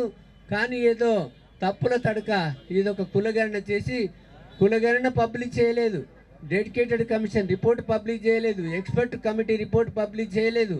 ఇదేదో పెద్ద రోల్ మోడల్ అని అక్కడ ఢిల్లీలో ఏఐసిసిలు ప్రదర్శిస్తారు కానీ బీసీల ముందు మాత్రం ప్రజల ముందు మాత్రం అది పెట్టకపోయినా పోనీ 42% ఎట్లా చేసుకోవాలన్నప్పుడు వాళ్ళ అడ్వకేట్ జనరల్స్ ఉన్నారు, ఎక్స్పర్ట్స్ ఉన్నారు, మరి కాంగ్రెస్లో సీనియర్ లాయర్స్ ఉన్నారు.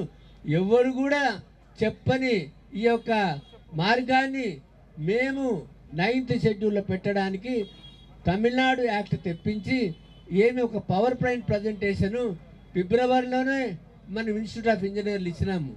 తర్వాత మరి 4-5 ఈ యొక్క పవర్ పాయింట్ ప్రజెంటేషన్ ఇస్తే అప్పుడు కూడా అన్ని పార్టీలను పిలిపించినాము. అన్ని పార్టీలకు పిలిపించి వాళ్ళకు ఐడియా లేదు, అవగాహన లేదు, రాజ్యాంగం మీద చదువుకోలేదు కాబట్టి వాళ్లకు అవగాహన తెప్పించినాము. ఇదొక్కటే మార్గము, ఇంకా వేరే మార్గం లేదని చెప్పినాము. చెప్పిన తర్వాత మేము ఆ రోజే చెప్పినాము, మధ్యాహ్నం చెప్పినాము, ఈరోజు కూడా చెప్తున్నాము. పంచాయతీ రాజ్ యాక్ట్ అమెండ్ చేసినా లేకపోతే జీవోలు ఇచ్చినా ఇక్కడున్న గవర్నర్ ఆమోదం పొందినా అది కోర్టులో నిలవదు. ఎందుకంటే 5 జడ్జిమెంట్లది ఉన్నది, 9 మంది జడ్జిమెంట్ ఉంది. కాబట్టి ఇదైతే బిల్లులు మేము కూడా ఒక డ్రాఫ్ట్ బిల్లు వర్గీకరణ చేసి ఇచ్చినాము. ఎంబీసీసీకి 11 అన్ని గ్రూపుల ప్రకారము వర్గీకరణ చేసిస్తే ఆ వర్గీకరణ లేకుండానే విద్యా ఉద్యోగాలు ఒక బిల్లు, స్థానిక సంస్థలు ఒక బిల్లు, ఆ యొక్క 2 బిల్లులు తయారు చేస్తే గవర్నర్ వెంటనే ఆమోదం తెలిపినాక కేంద్ర ప్రభుత్వానికి రాష్ట్ర ప్రభుత్వం ఆమోదం పొందడానికి పంపినారు. సో కేంద్రం యూనియన్ క్యాబినెట్ ఒప్పుకొని ఉభయ సభలు క్లియర్ చేస్తే అప్పుడు రాష్ట్రపతి ఆమోదం తెలుపుతుంది. ఆ ప్రయత్నం చేయకుండా ఇక్కడ అసెంబ్లీలో బిల్లు పాస్ కాగానే ఈవెన్ గవర్నర్ అసెంట్ ఇవ్వకముందే ఢిల్లీకి పోయి జంతర్ మంతర్ దగ్గర ఆయన ఏదో మరి ఆయన అంటే కొన్ని సంఘాలు అడుగులకు మడుగులు సంఘాలను తీసుకెళ్ళి ఒక రైలు బుక్ చేసి అక్కడ ధర్నా చేసి వచ్చినారు. కానీ పార్లమెంటులో కాంగ్రెస్ ఎంపీలు కానీ లేకపోతే మనము పార్లమెంటరీ కాంగ్రెస్కే 100 పైన ఎంపీలు ఉన్నారు, ఇండియా గఠబంధన్కు 250 వరకు ఉన్నారు. కానీ అక్కడ పార్లమెంట్లో లేపకుండా తమిళనాడు తరహాలో చేయకుండా అడుగడుగున కాంగ్రెస్ మోసం చేస్తుంది, దగా చేస్తుంది, కుట్ర చేస్తుంది, బీసీలను మోసం చేస్తున్నది. ఎలా చేస్తుందని కూడా ప్రతిసారి నేను చెప్తూనే ఉన్నాను. ఇది నిలవదు. మన వాళ్ళు కూడా ఇది దింపుడుగా లాశము. నిన్న క్యాబినెట్ మినిస్టర్ చేసి మేము 7 తారీఖు ఉంది అప్పుడు మేము నిర్ణయిస్తామని. ఏం నిర్ణయిస్తారు మీ బొంద? అది ఏం కాదది, అది ఏం కాదు, కొట్టివేస్తారని ఇప్పుడు కాదు మొదటి నుంచి చెప్తా ఉన్నాను. మీరు కూర్చున్నా కూడా చేయలేరు, మీ బాబు వచ్చినా చేయలేరు. 100 మంది అడ్వకేట్ జనరల్స్ వచ్చినా లేకపోతే కపిల్ సిబ్బలు మన అభిషేక్ మనీ సింగ్ హరీష్ సాల్వేని తెచ్చినా కూడా హైకోర్టులో ఒరిగేది ఏం లేదు. కాబట్టి ఈ గవర్నమెంట్ చేసేటువంటి తప్పుడు ఒక్కర మార్గాలని మోసపోకుండా దగాపోకుండా ఇప్పుడు మనం 9th షెడ్యూల్ ఎట్లా కలుపుతామని మాత్రమే మనము పోరాడాలంటే ఈ లోకల్ బాడీస్ ఇప్పుడు ఏం చేస్తారు? 7 తారీఖు నాడు కోర్టు కొట్టేసింది కాబట్టి మేము 42% పార్టీ పరంగా నువ్వు బిచ్చమా లేకపోతే నీ అయ్యే జాగీరా? మాకు రాజ్యాంగ ప్రకారం రావాలి, కానీ నువ్వు ఇచ్చే భిక్ష వద్దు మాకు. నువ్వు చెప్తే బీజేపీ వాడు వింటాడా, బీఆర్ఎస్ఎస్ ఉంటాడా, కమ్యూనిస్ట్ వాడు వింటాడా, లేకపోతే ఇంకెవడన్నా అగరకులవాడు ఇండిపెండెంట్గా వేయడానికి వింటాడా? మీ దగ్గర డబ్బు ఉన్నది, మీ దగ్గర భూమి ఉన్నది, మీ దగ్గర ఇండస్ట్రీ ఉంది, మీ దగ్గర ప్రెస్ ఉంది, అన్ని వనరులు మీ దగ్గర తెచ్చుకొని మీతో సమానమైన విద్య ఆరోగ్యం ఇవ్వకుండా, మీ దగ్గర కనీసం పొలిటికల్ రిప్రజెంటేషన్ ఇవ్వకుండా, సోషల్ ఎకనామిక్ పొలిటికల్ న్యాయం చేయకుండా ఇన్నేళ్ల సంది మామూలు అణగారిన వాళ్ళగా ఎక్స్ప్లాయిట్ చేసిన వాళ్ళుగా ఇప్పుడు ఇంకా మీరు మోసపోతే మేము మోసపోవడానికి సిద్ధంగా లేము. నేను ఎప్పుడైతే 9th షెడ్యూల్లో కలపడానికి బిల్లు చేసినానో అప్పుడు కాంగ్రెస్ వాళ్ళు కూడా వచ్చినాడు. అన్న అద్దంకి దయాకర్ వచ్చినాడు, అట్లే అనిల్ గారు వచ్చినారు, బీజేపీ వాళ్ళు వచ్చినారు, బీఆర్ఎస్ఎల్ వచ్చినారు. వాళ్ళు ఎన్ని ప్రశ్నలు ప్రశ్నలు వేసినా జవాబు చెప్పిన ఆ రోజు అదే మాట మీద ఉన్నా, వీళ్ళు ఇన్ని నాటకాలు ఆడినా కూడా ఈ రోజు కూడా ఇదే మాట మీద ఉన్నా. కానీ ఏ కాంగ్రెస్ నాయకుడు, ఏ బీజేపీ నాయకుడు, ఏ బీఆర్ఎస్ నాయకుడు 9th షెడ్యూల్లో పోరాడదాము, అందరినీ బీసీ సంఘాలని అన్ని పార్టీల అఖిలపక్షం పెట్టి చెలో ఢిల్లీ అన్న నాయకుడు మాత్రం ఇంతవరకు ఎవడు లేడు. కాబట్టి ఈరోజు నేను అన్న అద్దంకి దయాకర్ గారితో విన్నవించుకుంటున్నా, దయచేసి మీరు ముఖ్యమంత్రి దగ్గర వెళ్ళి ఇప్పుడు ఈయనొక్క తెలంగాణ ఉద్యమం కంటే ఎక్కువ ఊరూరు పాకిపోయింది, ప్రతి బీసీ జనానికి పాకిపోయింది, మళ్ళీ మనకు పుట్టగతులు ఉండయి. కాబట్టి ఇప్పుడైనా సిన్సియర్గా మనకు చాలా ఆనెస్ట్గా ఈ కోట్ల మీద ఆశ పెట్టుకోకుండా, కోట్ల కొట్లాడుంది కానీ అఖిలపక్షాన్ని పెట్టి మా అందరిని కూడా కాన్ఫరెన్స్లో తీసుకొని ప్రధానమంత్రి దగ్గర డెలిగేషన్ పెట్టి మీ యొక్క ఇండియా గఠబంధన్ ద్వారా పార్లమెంట్లో లేవనెత్తి పార్లమెంట్ని దిగ్బంధించి అప్పుడు కూడా చేయకపోతే తెలంగాణ మొత్తము బంద్ అంటే బందే. ఏ ఒక్క రోడ్డు మీద కూడా ఒక మనిషి కూడా తిరగకూడదు. ఆ రకంగా తిరగకపోతే ఈ పార్టీలకు మనుగడ లేదు, మన్నన లేదని మనం ఊరూరికి వెళ్ళి మనకు అన్ని పార్టీలకు బుద్ధి చెప్పి మనమే ఒక పార్టీని పెట్టుకొని మన రాజ్యాధికారాన్ని మనమే సాధించుకుందామని ఈ సందర్భంగా నాకు ఏంటంటే ముఖ్యంగా బాలరాజు గౌడ్ గారు నాకు 40 ఏళ్ల సంది మిత్రులు. నేను వకీలు ఉన్నప్పుడు అప్పటి నుంచి ఉన్నది. అట్లనే చిరంజీవులు గారు ఆయన ప్రిన్సిపల్ సెక్రటరీగా ఉన్నప్పుడు, హెచ్ఎండిఏ ఉన్నప్పుడు నేను all India backward class federation 2018లో పెట్టాను. అప్పుడే ఈ నినాదం మేమెంతో మాకెంత నినాదంతో ముందుకెళ్తున్నాము. నువ్వు ప్రెసిడెంట్ కాదన్నా, నేషనల్ కాదా అని అన్నాను. సరే, ఇంటలెక్చువల్ ఫోరం పెట్టినారు, మేము అందరం కలిసినాము. విశారదని నేను అజ్ఞాత మిత్రుని. ఎట్లా అంటే విశారదన్ గారి ఉపన్యాసాలు అప్పుడప్పుడు చూసి ఈ మనిషి ఎప్పుడొస్తాడో,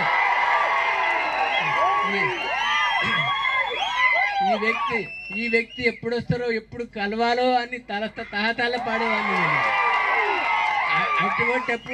అటువంటప్పుడు ఒక అమ్ముడు పోయే సంఘం ఆయన ఏదో మీటింగ్ పెడితే ఎల్వి నగర్లా అప్పుడు విశారదన్ మహారాజు నాకు తారస్థమయ్యి ఇన్ని రోజులు వెతుకుతున్నానయ్యా నువ్వు ఎక్కడ పోయినావా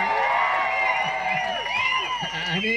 సో ఆ రోజు నుంచి వారు కలవడము, మేము కలిసి ఈ ఉద్యమాన్ని లేవనెత్తడము, మీ అందరి సహకారంతో తప్పకుండా సాధించుకుందాము అని మనవి చేసుకుంటూ ఈ అవకాశం ఇచ్చిన మీ అందరికీ నా ధన్యవాదాలు.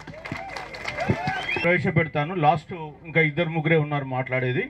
మనం ఈ తీర్మానాలను ఓకే అన్న తర్వాత సభ నిర్వహించుకుందాం. మనందరం ఇప్పుడు 42% బీసీ రిజర్వేషన్లను 9వ షెడ్యూల్లో పెట్టాలని చెప్పేసి కేంద్రం పైన మనం బాధ్యత పెడుతున్నాం. పెడదామా వద్దా? సో మనం తీర్మానం ఏం చదువుతున్నారంటే 42% బీసీ రిజర్వేషన్లను తక్షణమే కేంద్ర ప్రభుత్వం 9వ షెడ్యూల్లో చేర్చాలి. అందరూ ఓకే కదా? ముఖ్యమంత్రి, ఇక్కడ ఉన్నటువంటి తెలంగాణ ముఖ్యమంత్రి ఈ సబ్జెక్ట్ను లీడ్ తీసుకొని ఢిల్లీకి వెళ్ళి కేంద్రాన్ని ఒప్పించి 9వ షెడ్యూల్లో పెట్టేలాగా చూడాలి. అవునా కాదా? Yes, thank you. అదేవిధంగా మన మధ్య చాలామంది సంచార, అర్ధ సంచార, డిఎన్టీ ప్రజలు కూడా ఉన్నారు. మీరు 42% ఇచ్చినా లేదా 22% మీరు పార్టీ పరంగా 42% పార్టీ పరంగా ఇస్తామంటున్నారు. అది మాకు అవసరం లేదు. మాకు 42% ఇచ్చి తక్షణమే అందులో కూడా ఏబిసిడి కేటగిరీలు చేయాలని చెప్పేసి మేము కోరుతూ ఉన్నాం. ఓకేనా వద్దా? Right, thank you. అదేవిధంగా ఒక చిన్న ప్రమాణం చేయాలి అందరూ. ఏంటంటే మనం ఇక్కడ చాలా గొప్పగా మాట్లాడుతున్నాం, బయట పోయి మళ్ళీ ఆధిపత్య కులాల వాళ్ళకే మాత్రం ఓట్లేస్తున్నాం. సో మేము కోరేది ఏంటంటే మీరందరూ కూడా ఒకసారి ప్రమాణం చేయాలి. నేను చదువుతాను, మీరు వినండి. లేదంటే పెద్దలు ఈశ్వరయ్య గారు, గౌరవ ఈశ్వరయ్య గారు చదువుతారు, వారిని జడ్జి గారు ప్రమాణం. బీసీ ఎస్సీ ఎస్టీల అయిన మేము మా వర్గాలకు మాత్రమే ఓటు వేసుకుంటాము, ఆధిపత్య కులాలకు ఓటు వేయము. ఇప్పుడు మిగతా కార్యక్రమం విశారదన్ గారు మాట్లాడతారు. మొత్తం యాక్షన్ ప్లాన్ అంతా కూడా మా యొక్క పోరాట విధానాన్ని వారు చెప్తారు. Okay, thank you. నేను అబ్బా ఇస్తామా, నీకు ఇస్తాను. నేను చూడలే, నేను మిమ్మల్ని. ఓకే, మేము ఇస్తాం, కనిపిస్తాం, మీకు ఇస్తా, అందరికి ఇస్తా. ఓకే, ఇంకా టైం ఉందమ్మా, ఇస్తా. Right, no issue. అదే మళ్ళీ ఏమున్నది యాక్షన్ ప్లాన్ మనది? ఏమీ లేదు. 2% బీసీ రిజర్వేషన్ సాధనా సమితి ఒక చిన్న కార్యాచరణ ప్రకటన ఇక్కడ చేస్తూ ఉంది. ముఖ్యంగా మేము కోరేది ఏంటంటే మీరు కానీ మాకు 42% రిజర్వేషన్ చట్టపరంగా కావాలి, 9వ షెడ్యూల్లో చేర్చాలని చెప్పి మీరు పిటిషన్లు ఇవ్వాలని చెప్పి కోరుతున్నాం. ఇస్తారా? Okay, thank you.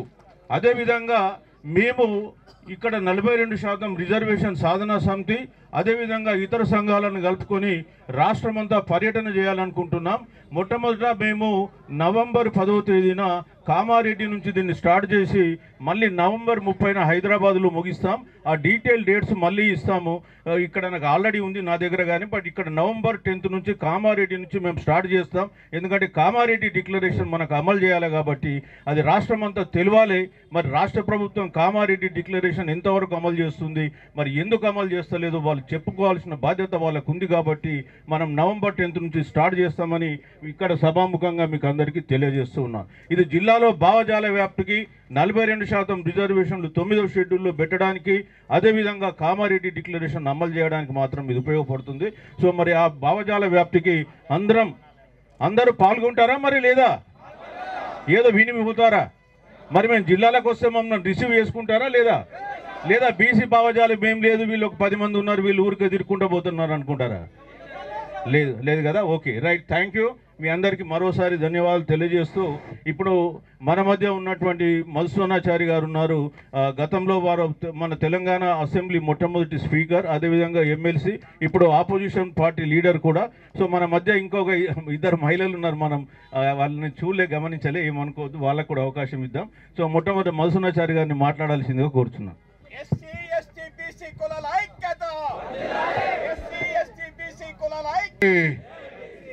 గౌరవనీయులు, కార్యక్రమానికి అధ్యక్షత వహించినటువంటి మాజీ ఐఏఎస్ ఆఫీసర్ చిరంజీవులు గారు, గౌరవనీయులు సుప్రసిద్ధ న్యాయ కోవిదులు, రాజ్యాంగం పట్ల సంపూర్ణమైనటువంటి అవగాహన కలిగి బీసీ సమాజాన్ని చట్టపరమైనటువంటి విషయాల్లో అవగాహన కల్పిస్తున్నటువంటి జస్టిస్ ఈశ్వరయ్య గారు, ఊరు వాడ తిరుగుతూ సామాజికంగా అన్ని వర్గాల వారిని చైతన్యపరచడంలో ముందున్నటువంటి సోదరులు విశ్వరథన్ మహారాజ్ గారు, గౌరవనీయులు బాలరాజు గారు, గౌరవ శాసనమండలి సభ్యులు, శాసనసభ్యులు, రాష్ట్రానికి సంబంధించినటువంటి వివిధ బీసీ సంఘాల పెద్దలందరికీ ఈ సందర్భంగా దేశాన్ని పాలిస్తున్నటువంటి పాలక వ్యవస్థకు ఈ వేదిక నుండి బీసీ బిడ్డగా మీది నాదైనటువంటి నినాదం, మేం బిచ్చగాళ్ళం కాదు జాగ్రత్త అనేటువంటి హెచ్చరిక చేస్తూ ఉన్నాం. అనేక మోసాలు, అనేక ద్రోహాలు, అనేక కుట్రలు గడిచిన కొద్ది రోజులుగా జరుగుతున్నటువంటి పరిణామాల పరంపరను చూస్తూ ఉంటే ఈ దేశంలో బీసీలు రాజ్యాధికారంలోకి రాకుండా జరిగినటువంటి కుట్ర, దేశానికి స్వాతంత్రం వచ్చిన తర్వాత అగ్రకులాలు ఆధిపత్య కులాలుగా మారి రాజ్యాధికారాన్ని వారి హక్కుభుక్తం చేసుకొని రాజ్యాధికారాన్ని హక్కుభుక్తం చేసుకోవడం ద్వారా సంపద మీద ఆధిపత్యం, సంపద వాళ్ళ కబంధ హస్తాల్లో కేంద్రీకృతమయ్యేటువంటి పరిస్థితుల్ని సృష్టించి ఏదో ఒకరోజు ఒక జస్టిస్ ఈశ్వరయ్య గారు, ఏదో ఒకరోజు ఒక చిరంజీవి గారు, ఒక విశారదన్ మహారాజ్ గారు లాంటి వాళ్ళు బీసీలను ఏకం చేసేటువంటి ప్రయత్నం చేస్తే మా రాజ్యాధికారానికి ప్రమాదం పొంచి ఉంటుంది కాబట్టి రాజ్యాధికారంతో పాటు సంపదను కూడా వాళ్ళ కబంధ హస్తాల పాలు చేసి, నేను ప్రత్యక్ష సాక్షిని 82లో వచ్చినటువంటి ఒక పార్టీలో నేను సభ్యుడిగా చేరితే ఆ రోజు ఎమ్మెల్యే కావడానికి అయినటువంటి ఖర్చు 1 లక్ష రూపాయలు మాత్రమే. ఈరోజు 50 కోట్లు అయితే ఎమ్మెల్యే కానటువంటి పరిస్థితి తీసుకొచ్చిండ్రు అనంటే ఏ రోజైనా సమాజంలోని మెజార్టీ వర్గాల ప్రజల్లో చైతన్యం వచ్చి మా పైన తిరుగుబాటు, మమ్మల్ని అధికారం నుండి తోసివేసేటువంటి ప్రయత్నం చేస్తే కులాల పేరిట, మతాల పేరిట లేదా ఆర్థికపరమైనటువంటి బలహీనతల పేరిట వాళ్ళను చీల్చి రాజ్యాధికారాన్ని శాశ్వతం చేసుకోవాలనేటువంటి కుట్ర కొనసాగుతున్నది. కాబట్టి ఇవాళ ఈ దేశంలో ఎవరు రాజ్యాధికారంలోకి రావడానికైనా మనం కారణమైనటువంటి మనం దరఖాస్తులు ఇచ్చి దండాలు పెట్టి మళ్ళీ మా సమస్యలు పరిష్కరించబడలే లేదు అనేటువంటి రోడ్న పడేటువంటి పరిస్థితిని కల్పించింది. కాబట్టి చాలా సంతోషకరమైనటువంటి పరిణామం. బహుశా నేను ఈరోజు ఈ వేదిక నుండి నేను భావిస్తూ ఉన్నా, ఈ ధర్నా చౌక్ చరిత్రలో ఈరోజు బీసీల జరుగుతున్నటువంటి అన్యాయాన్ని ప్రతిఘటించి న్యాయం జరగడం కోసం బీసీలతో పాటు మా ఎస్సీ ఎస్టీ పెద్దలు సోదరులు కూడా వేలాదిగా తరలి రావడం జరిగింది. ఇది ధర్నా చౌక్ చరిత్రలోనే ఒక చరిత్ర సృష్టించబోతుంది అనేటువంటి విషయాన్ని మనవి చేస్తూ ఉన్నాం. నేను ఎక్కడో పుస్తకంలో చదివిన బెర్ముడా ట్రయాంగిల్ ఉంది, దాని మీద పోయేటువంటి అన్నీ కూడా మాయమవుతూ ఉన్నాయి. మనం ఈరోజు ఒక శక్తిగా ఇక్కడ కనబడుతూ ఉన్నాం. మళ్ళీ ఆ ఇందిరా పార్క్ దాటి మెయిన్ రోడ్డుకు పోతే ఎవరు వాళ్ళుగా విడిపోతున్నాం, చీలిపోతున్నాం, అసలు విషయాన్ని అటకెక్కిస్తూ ఉన్నాం. ఒక సందేశం, ఒక స్ఫూర్తి, ఒక పవిత్రమైనటువంటి కార్యక్రమం జరిగినప్పుడు దానిలో భాగస్వాములమైనటువంటి మనం ఆ పవిత్రతను అర్థం చేసుకొని ఆ పవిత్రతకు న్యాయం చేసేటువంటి చైతన్యాన్ని సంతరించుకున్నప్పుడు మాత్రమే సమస్య పరిష్కారం అవుతుంది. కాబట్టి మేమందరం బీఆర్ఎస్ పార్టీ తరఫున ఆ రోజు తమిళనాడు పోవడానికి నా నేతృత్వంలో బీఆర్ఎస్ పార్టీ నాయకత్వం ఆదేశం మేరకు మేము పోతే చాలా స్పష్టమైనటువంటి స్టడీ చేయడం జరిగింది. 9th షెడ్యూల్లో చేర్చడం మాత్రమే పరిష్కారం అనేటువంటి విషయం.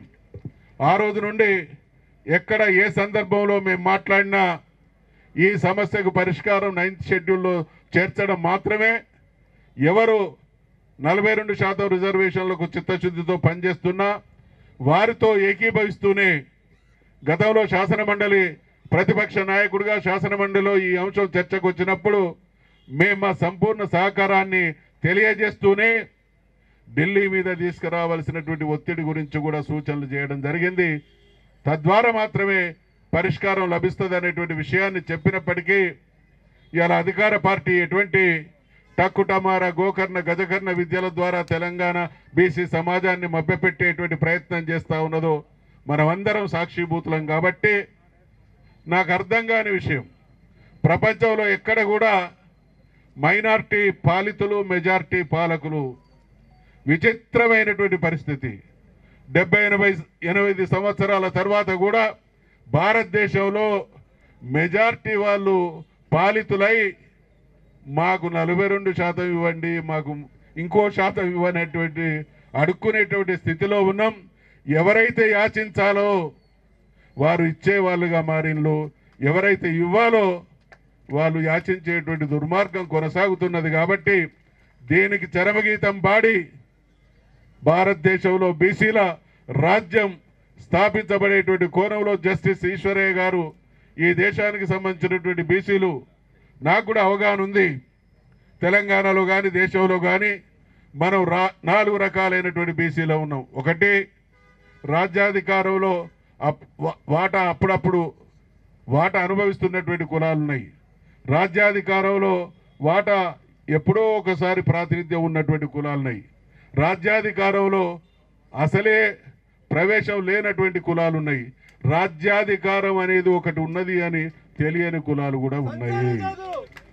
అందుకనే అందరికీ ఇవాళ ఇక్కడ ఉన్నటువంటి పెద్దలు బీసీ సమాజానికి సంబంధించినటువంటి వాళ్ళందరం రేపు రాబోయే రోజులలో ఉద్యమాల్లో కానీ కార్యాచరణలో కానీ కార్యక్రమాల్లో కానీ అన్ని వర్గాలను భాగస్వాములు చేసుకోవడం ద్వారా వాళ్ళకు కూడా వాళ్ళ వాటా సంపూర్ణంగా దక్కుతుంది అనేటువంటి విశ్వాసాన్ని కల్పించడం ద్వారా ఏకకాలంలో ఢిల్లీ స్థాయిలో ఒత్తిడి తీసుకొచ్చేటువంటి కార్యక్రమం, ఏకకాలంలో ఎక్కడికక్కడ ప్రజల్ని చైతన్యం చేసేటువంటి కార్యక్రమం, ఏకకాలంలో ప్రతి గ్రామంలో ఉన్నటువంటి ప్రతి బీసీ బిడ్డను తట్టేటువంటి కార్యాచరణతో ముందుకు సాగినప్పుడే ప్రజా చైతన్యమే ప్రజాస్వామ్యంలో అల్టిమేట్ నిర్ణయాధికారాన్ని నిర్ణయిస్తుంది. కాబట్టి మనం మన చైతన్యం ద్వారా మన వాళ్ళను గెలిపించుకునేటువంటి స్థితికి, శాసించేటువంటి స్థితికి వచ్చేటువంటి ఏ కార్యాచరణకైనా పార్టీగా వ్యక్తిగతంగా సంపూర్ణంగా కలిసి పనిచేద్దామనేటువంటి విషయాన్ని మనవి చేసుకుంటూ ఈడికి వచ్చినటువంటి ప్రతి ఒక్కరం కూడా ఆత్మవిశ్వాసంతో పోదాం. గుండె మీద చేయి వేసుకొని ఇది మన జీవితంలో లైఫ్ టైం అచీవ్మెంట్ లాంటి కార్యక్రమంగా పవిత్రంగా భావించి ముందుకు సాగినప్పుడు మాత్రం మనం అనుకున్నటువంటి లక్ష్యాన్ని చేరగలుగుతాం. సమస్యలు అడ్డంకులు ఎన్నెదురొచ్చినా ఛేదించి విజయాన్ని సాధించేంత వరకు మనం అందరం సమిష్టిగా ముందుకు సాగుదామనేటువంటి విషయాన్ని మనవి చేసుకుంటూ ఇంత అద్భుతమైనటువంటి కార్యక్రమాన్ని నిర్వహించడంలో కీలక పాత్ర పోషించినటువంటి పెద్దలందరికీ కూడా పేరు పేరున హృదయపూర్వకమైనటువంటి అభినందనలు తెలియజేసుకుంటూ సెలవు తీసుకుంటా ఉన్నాను. Thank you sir, thank you. మంచి ప్రసంగాన్ని మాకు అందించారు. మీకు మనస్ఫూర్తిగా అభినందనలు తెలియజేసుకుంటూ మన మధ్య central OBC student union leader ఉన్నాడు కిరణ్. ఒక్కసారి పరిచయం చేసుకోవాల్సిందా కూర్చున్నాను. ఎక్కడున్నాడు కిరణ్? ఏసీలో బీసీ ఎస్సీ ఎస్టీ జేఏసీలో నాయకురాలుగా నేను ఉన్నా. ఉదయం 11 గంటలకే నేను ఒకవేళ అందులో లేకుండా ఉంటే క్రమశిక్షణ ప్రకారం ఇంతసేపు నేను అక్కడ కూర్చున్నా. అదే ఇండివిజువల్గా అంటే నా స్వతంత్రంగా ఇప్పటికీ నా గొంతు సొంత గొంతే, ఇండిపెండెన్స్గానే ఉంటుంది. తాగలం అంటే సొంత గొంతు. అయితే మేము అడిగేది ఏంటంటే ఇదే ధర్నా చౌక్లో తెలంగాణ ఉద్యమం కోసం ఉద్యమం చేసినటువంటి సందర్భం, ఇవాళ బీసీల కోసం 42% వాటా కోసం మళ్ళీ పనిచేస్తున్నటువంటి సందర్భంలో మా మహిళలం ఎందుకు కనపడతలేము అని ఒక లేదు. మేము సబ్జెక్ట్ వెళ్తామన్నా మమ్మల్ని మాట్లాడండి. మా రిప్రజెంటేషన్ ప్రకారం మా రిజర్వేషన్ ప్రకారం మాట్లాడుతున్నాం. అయితే బ్యానర్ పైన సావిత్రమ్మ పూలేలు ఉన్నారు. త్రిశూలం త్రినేత్రులుగా మాట్లాడుతుంటే మేము అవి కూడా విన్నాం. ఈ త్రిశూలాన్ని అందించింది కూడా మహిళనే, ఆదిశక్తి. అట్లాంటి ఆదిశక్తులకు కూడా వాటాలు కల్పించాల్సినటువంటి అవసరం ఉంది. ఇప్పటిదాకా తమ్ముడు విఠల్, తర్వాత ఒక అన్న ఉండే వెళ్ళిపోయిండు మన పృథ్వీ అన్న, ఖచ్చితంగా నిజాయితీగా నిబద్ధతగా మాట్లాడతామన్న వాటిల్లో మేము కూడా నిజాన్ని నిర్భయంగా మాట్లాడతాం. మేము మాట్లాడిన వాటిల్లో ఏమైనా తప్పు మా వాటా అడిగితే తప్పు ఏదైనా ఉంటే మమ్మల్ని బయటికి వెళ్ళగొట్టండి. అయితే మేమేం వ్యతిరేకం కాదు. బీసీ రిజర్వేషన్లకు మేము అనుకూలమే, 42% మేము అనుకూలమే. 9th షెడ్యూల్లో పెట్టవలసినటువంటి అవసరం ఉంది. మొన్నటి ధర్నా కూడా చాలా అబద్ధమైనటువంటి, మొన్న రోడ్ల మీదకి వచ్చినటువంటి బంద్ చాలా అబద్ధం. బంద్ బీసీ బంద్ ఒక అబద్ధమైన బంద్. ఇది మాత్రం న్యాయమైనది, నిబద్ధత కలిగినది. దీనితోటే తప్పకుండా రేపు 9th షెడ్యూల్లో మన వాటాను చేర్చగలిగితే బీసీలకు న్యాయం తప్పకుండా జరుగుతుంది. పక్కన తమిళనాడు తరహాలో కూడా మనకి ఇక్కడ జరగాలని కోరుకుంటున్నాం. ఇందులో మాకు ఎవ్వరి మీద ఏ భేషజం లేదు. మాకందరు కావాల్సిన వాళ్ళు ఆత్మీయులు, సోదరులు, అంతే తప్ప మాకు అవకాశం ఇవ్వలేదేంటి. ఇందులో సగం కాకుండా ఒక్క 2-3 ఉన్నాం, 10 మంది గుర్తించాలి కదా. గుర్తించి తప్పకుండా కూర్చోబెట్టాలన్న ఇది మాత్రమే, అంతకు మించి ఏం లేదు. ఓకే, ఏం మాట్లాడతాం లాస్ట్లో ఇస్తాం. ఇక్కడ మనము ఎక్కడ మాట్లాడడం కాదు గొప్ప, ఊర్లలో పోయి మనం నిజంగా పోరాటం చేసి ఆధిపత్య కులాల వల్ల గద్దెలించినప్పుడు మన అందరికి కూడా నిజమైనటువంటి సంతృప్తి వస్తుంది. వాళ్ళనే కాదు, ఇవాళ నేను ఆల్రెడీ దీంట్లో 1/3 రిజర్వేషన్ మహిళలకు ఇవ్వాల్సిందనేటువంటి దాన్ని కూడా మనం ఇందులో పొందుపరిచినాం. నిజమే, వాళ్ళకు మాట్లాడియాల్సిన అవసరం ఉంది. మనం పొరపాటున అంటే నేను గమనించకుండా వాళ్ళు అక్కడ వెళ్ళినారు, మెజారిటీ మగవాళ్ళు ఉన్నారు కదా అని మాట్లాడించినాం. వాళ్ళకు సరే ఇన్కన్వీనియన్స్ జరిగితే దానికి క్షంత విలమని తెలియజేసుకుంటూ, మరి మన మధ్య గౌరవ ఎమ్మెల్సీ గారు ఉన్నారు, వారిని మాట్లాడాల్సిందిగా నేను కోరుచున్నాను. అద్దంకి దయాకర్ కూడా కాదు, ఒక్కొక్కల ముఖాలు చూస్తుంటే ఏదైనా చేయగల సత్తా దమ్మున్న బహుజన నాయకత్వానికి అందరికి కూడా ఉద్యమాభివందనాలు. నిఖార్స్ అయిన నన్ను మరి చిరంజీవులు గారు మాలమానాడు అధ్యక్షునిగా పిలిచిండో, కాంగ్రెస్ పార్టీ నాయకునిగా పిలిచిండో, రెండు. ఇప్పుడు మేమంటేనేమో వారేమో బీఆర్ఎస్ నుంచి ఎమ్మెల్సీ, వీరేమో మా సిపిఐ నుంచి ఎమ్మెల్సీ, నేను కాంగ్రెస్ నుంచి ఎమ్మెల్సీని. కానీ నా మాలమానాడు, జాతీయ మాలమానాడు నుంచి సంపూర్ణమైన మద్దతును నేను తెలియజేస్తున్నాను. Thank you sir, thank you. ఇక్కడ తెలంగాణ శాఖ అధ్యక్షుడు పిల్లి సుధాకర్ సభకి ఇట్లా పరిచయం కావాలని చెప్పి తెలియజేస్తున్నాం, అంటే ఆంధ్రప్రదేశ్లో కూడా. అయితే చాలా రోజుల నుంచి నేను బీసీ వాదాన్ని వింటున్నా, బీసీ నినాదాన్ని వింటున్నా, పాల్గొంటున్నా, పరోక్షంగా ఉంటున్నాం. ఇదంతా ఒక ఎత్తు. కానీ ఇంత పెద్ద ఎత్తున 42%, 46%, 56% ఏదో ఒక శాతం కావాలని తెలంగాణలో డిమాండ్ ఉన్నది.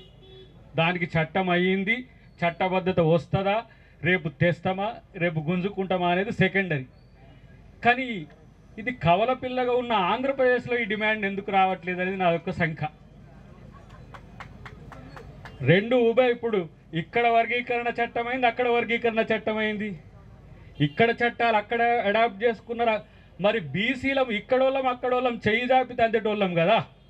మరి ఆంధ్రప్రదేశ్లో కూడా ఎందుకు రావట్లేదు అనే అంశాన్ని మీరు గమనించండి. ఎందుకంటే బీసీలకు కానీ సామాజిక ఉద్యమాలకు కానీ దక్షిణ భారతదేశం పునాది. ఒక రోజున పెరియార్ రామస్వామి నాయకర్ గారు కావచ్చు, నారాయణగురి కావచ్చు, లేదంటే అన్నాదురై కావచ్చు, ఇక్కడ జరిగిన ఎన్నో ఉద్యమాలకు దక్షిణ భారతదేశంలో ఆంధ్రప్రదేశ్ నుంచి కూడా ఎంతోమంది పెద్దలు ఉన్నారు. నేను అంటున్న కాంగ్రెస్ పార్టీ తరఫున ఒక్క 2 నిమిషాలు చెప్పి నేను సామాజిక ఉద్యమాల గురించి మాట్లాడతాను.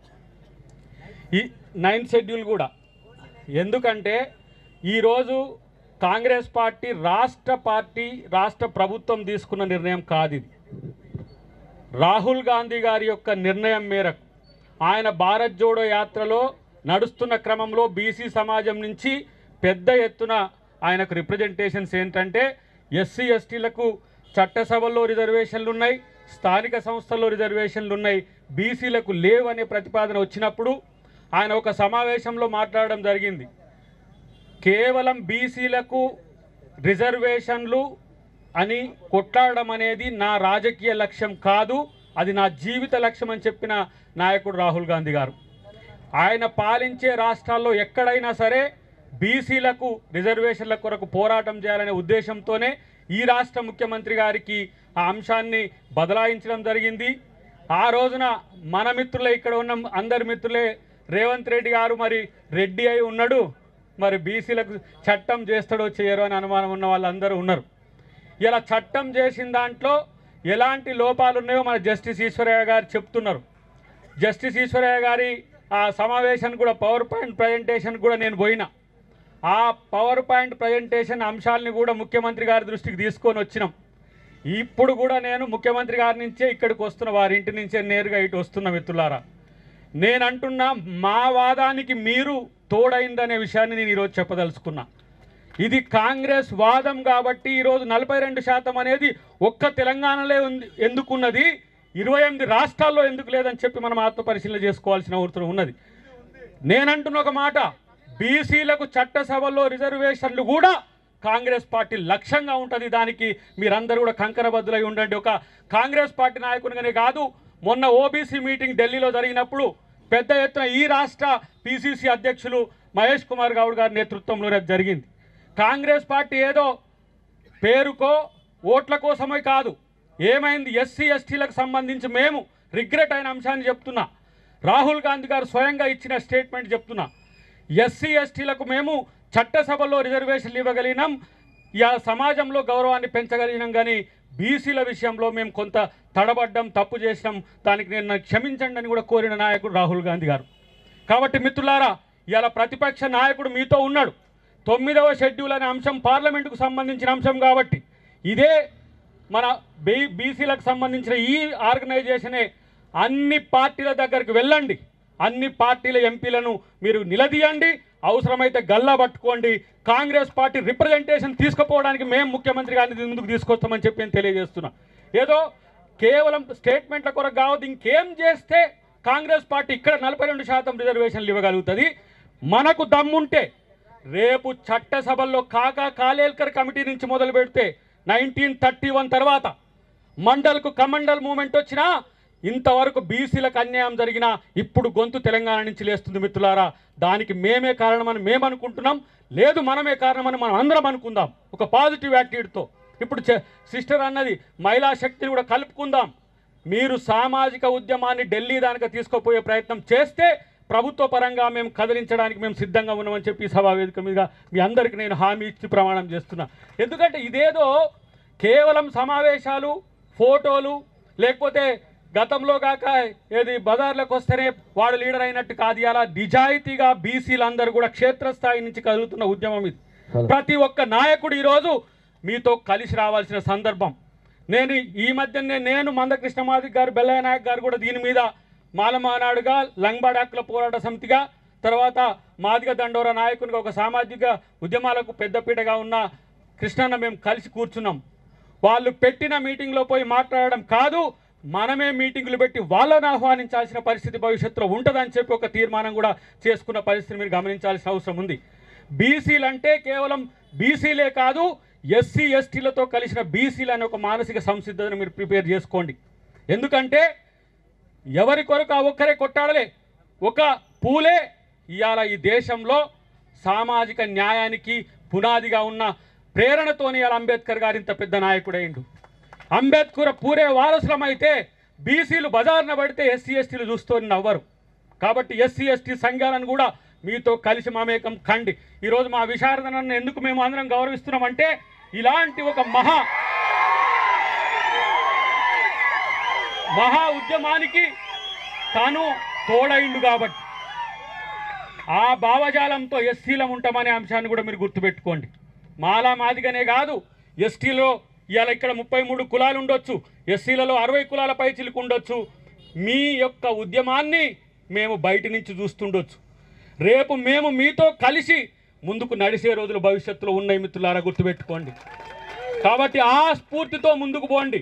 ఎస్, కాంగ్రెస్ పార్టీ ఉంది, నా పార్టీని బీసీల కొరకు ఏ విధంగా ముందుకు తీసుకుపోవాలో నేను ప్రయత్నం చేస్తా.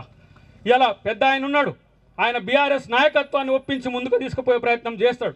ఇటు కమ్యూనిస్టు పార్టీలుగా సత్యం గారు కానీ, మా దాసరాం నాయక్ కానీ, ఇట్లాంటి చాలామంది సోషల్ డెమోక్రాట్స్ ఎస్సీ ఎస్టీల్లో ఈరోజు ఉన్న పరిస్థితిని మీరు గమనించాల్సిన అవసరం ఉన్నది. ఇలా ఎస్సీ కాదు, బీసీ మూమెంట్లకు పోతే ఎస్సీ ఎస్టీ నాయకులను ఏమనుకుంటారో అని నేను ఇంట్లో అనుకుంటుంటే అప్పుడప్పుడు, ఇప్పుడు బీసీలు ఇంతకుముందు పెద్ద ఆయన 4 రకాలుగా ఉన్నారని, ఇప్పుడు బీసీలు 10 రకాలు తయారైనరు. ఇవాళ SC BC, Reddy BC, Congress BC, communist BC, BRS BC, ఇట్లా 10 రకాలుగా తయారైపోయింది. అంటే ఏంది, ప్రతి పార్టీ నుంచి, ప్రతి వాదం నుంచి బీసీలకు మద్దతు పెరుగుతున్న క్రమంలో మనం ఒళ్ళు జాగ్రత్తగా పెట్టుకొని ముందుకు పోవాల్సిన అవసరం ఉంది. నేను అంటున్న 9వ షెడ్యూల్కు సంబంధించి ఈశ్వరయ్య గారు చెప్పిన అంశాన్ని ఏ విధంగా భావవ్యాప్తిని తీసుకుపోయినామో ఆ విధంగా కార్యాచరణ తీసుకుపోవాల్సిన అవసరం ఉన్నది. ఈరోజు నేను గతంలో మొన్న జరిగిన బంద్కు కూడా మద్దతు ఇచ్చి నేను మందకృష్ణ గారు పాల్గొనడం జరిగింది. నేనేమంటున్నా, బీసీల ఐక్యత కూడా ముఖ్యమే.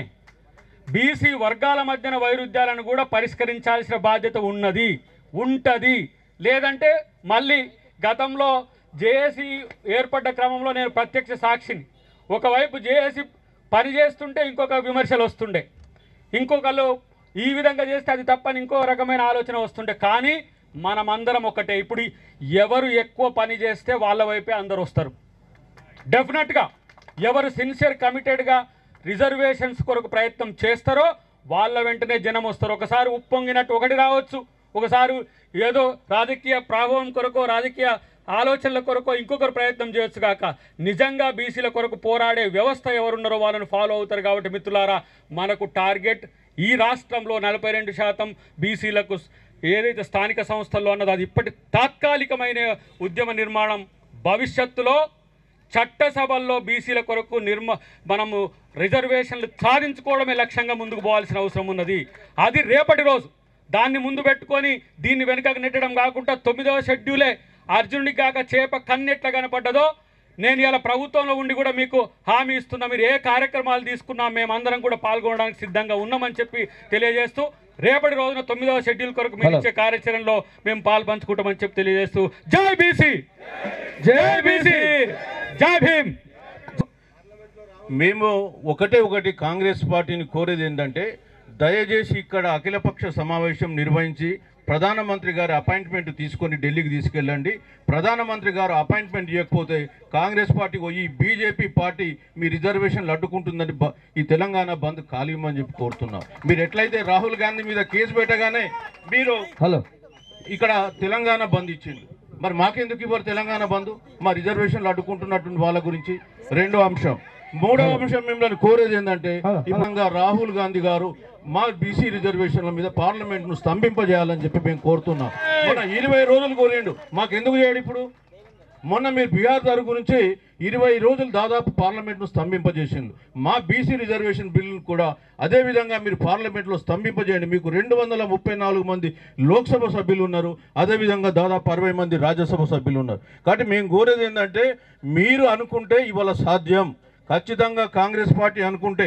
ఎందుకంటే ఆ రోజు జయలలిత గారు కేవలం 39 మంది లోక్సభ సభ్యులతోటి పివి నరసింహరావును ఒప్పించి తీసుకొని వచ్చింది. ఇవాళ మీకు 234 మంది లోక్సభ సభ్యులు ఉన్నారు, 39 పొలిటికల్ పార్టీస్ ఉన్నాయి, మిమ్మల్ని ఎవరు ఆపరు. దయచేసి మీరు రాహుల్ గాంధీ గారికి చెప్పించి చేయించాలని కోరుతున్నాం.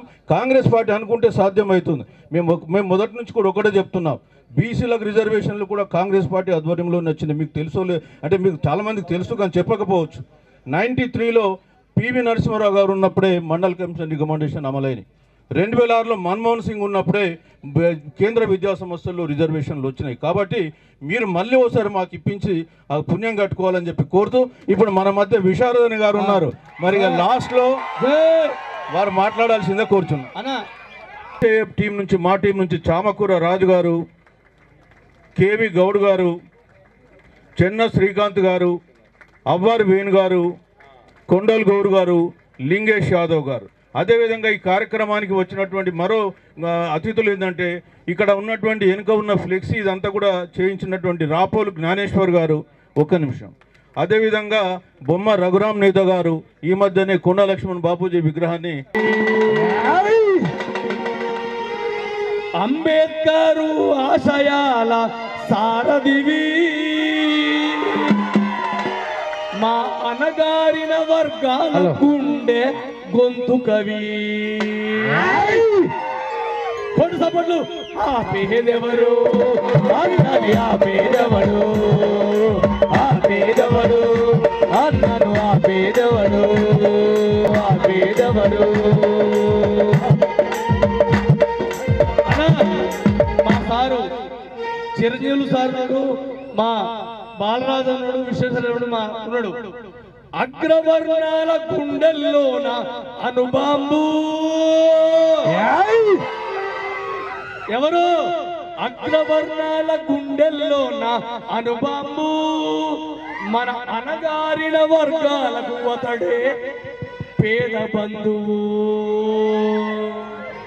ఆ పేదెవరు అన్నను, ఆ పేదెవరు, ఆ పేదెవరు అన్నను, ఆ పేదెవరు, జనం కోసమే పుట్టినవాడా, ఆ పేదెవరు అన్నను, ఆ పేదెవరు, జనం బాధలు తెలిసినవాడా, ఆ పేదెవరు అన్నను, ఆ పేదెవరు. అమ్మారెడ్డి ఏలవద్దా, ఓటు మనదే కాదా, కాసీటు మనదే. 2 చేతులు ఒక్కసారి అందరూ అందరూ.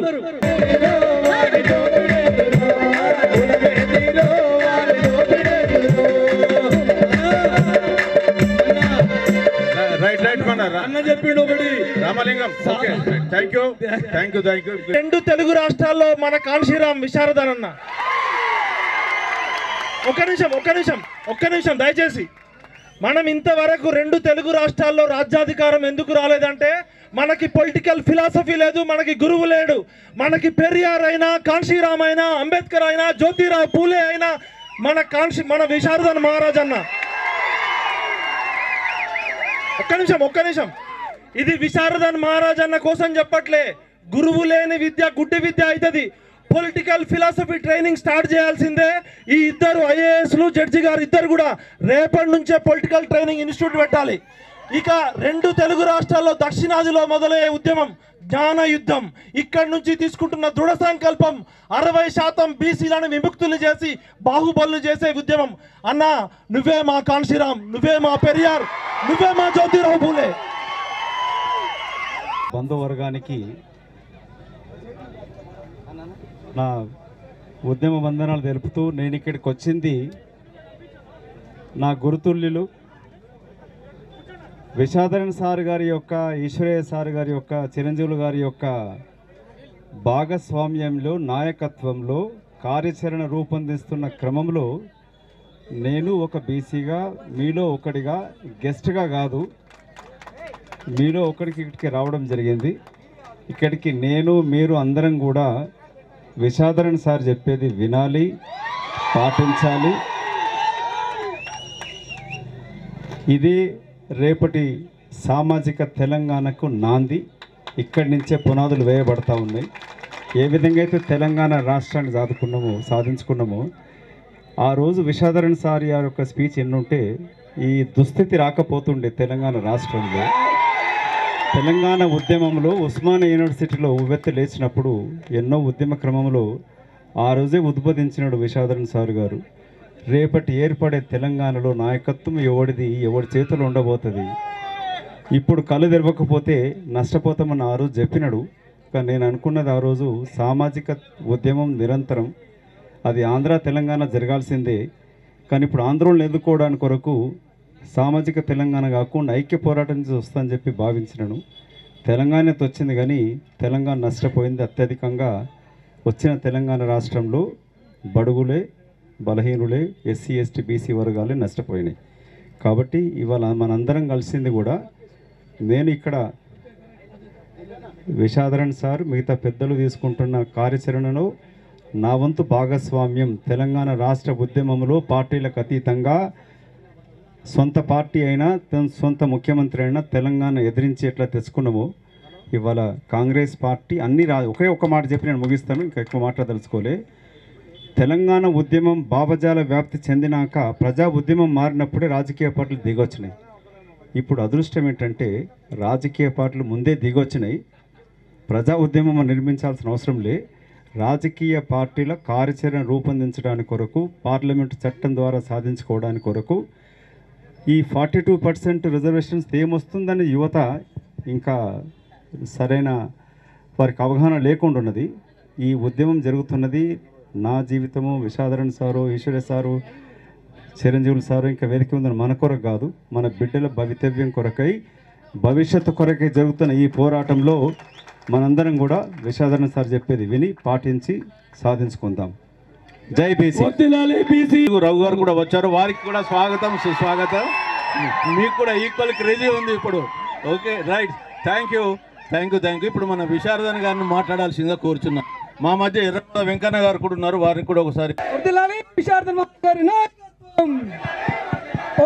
బీసీ రిజర్వేషన్ సాధన సమితి, బీసీ రిజర్వేషన్ సాధన సమితి, బీసీల ఐక్యత, బీసీల ఐక్యత,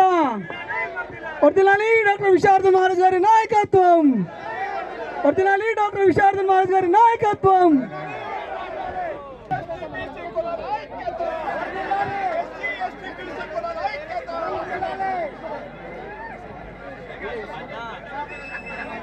%42 బీసీ రిజర్వేషన్ల సాధన సమితి ఆధ్వర్యంలో జరుగుతున్న ఈ మహాధర్నా కార్యక్రమానికి సభాధ్యక్షత వహిస్తున్నటువంటి రిటైర్డ్ ఐఏఎస్ అధికారి, మన బీసీల బడుగు బలహీన వర్గాల మెగాస్టార్ చిరంజీవులు గారికి,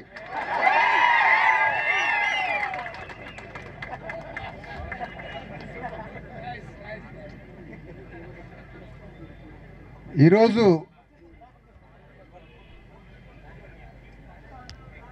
భారతదేశంలో ఉన్న ముఖ్యమంత్రులందరినీ కూర్చోబెట్టి, ప్రధానమంత్రి మోడీని కూడా కూర్చోబెట్టి చట్టాలు ఎట్లా తయారు చేయాలి అని అక్షర జ్ఞానం నేర్పే గురువు ఈశ్వరయ్య గారికి, అందులో ఆ క్లాసులో ముద్దబ్బాయి ఉన్నాడు ఒక ఆయన, ఒక్క అక్షరం కూడా ఈశ్వరయ్య గారు చెప్పినా వినడాట. ఆ ముద్దబ్బాయే రేవంత్ రెడ్డి. ఆ ముద్దబ్బాయిని ముందు వరుసలో కూర్చోబెట్టాలి, మంచిగా వినమని క్లాస్. నవ్వాలా, దయాకర్ గారు నవ్వాలా, నా మాట నవ్వకుండా బిగుసుకొని ఉంటే ఎట్లా? మా ఉద్యమం ఎంత పెరిగితే రేవంత్ రెడ్డి దగ్గర నీ గౌరవం అంత పెరిగింది. అది లాజిక్, ఇదే లాజిక్. విషయం ఏంటంటే వేదిక మీద ఉన్నటువంటి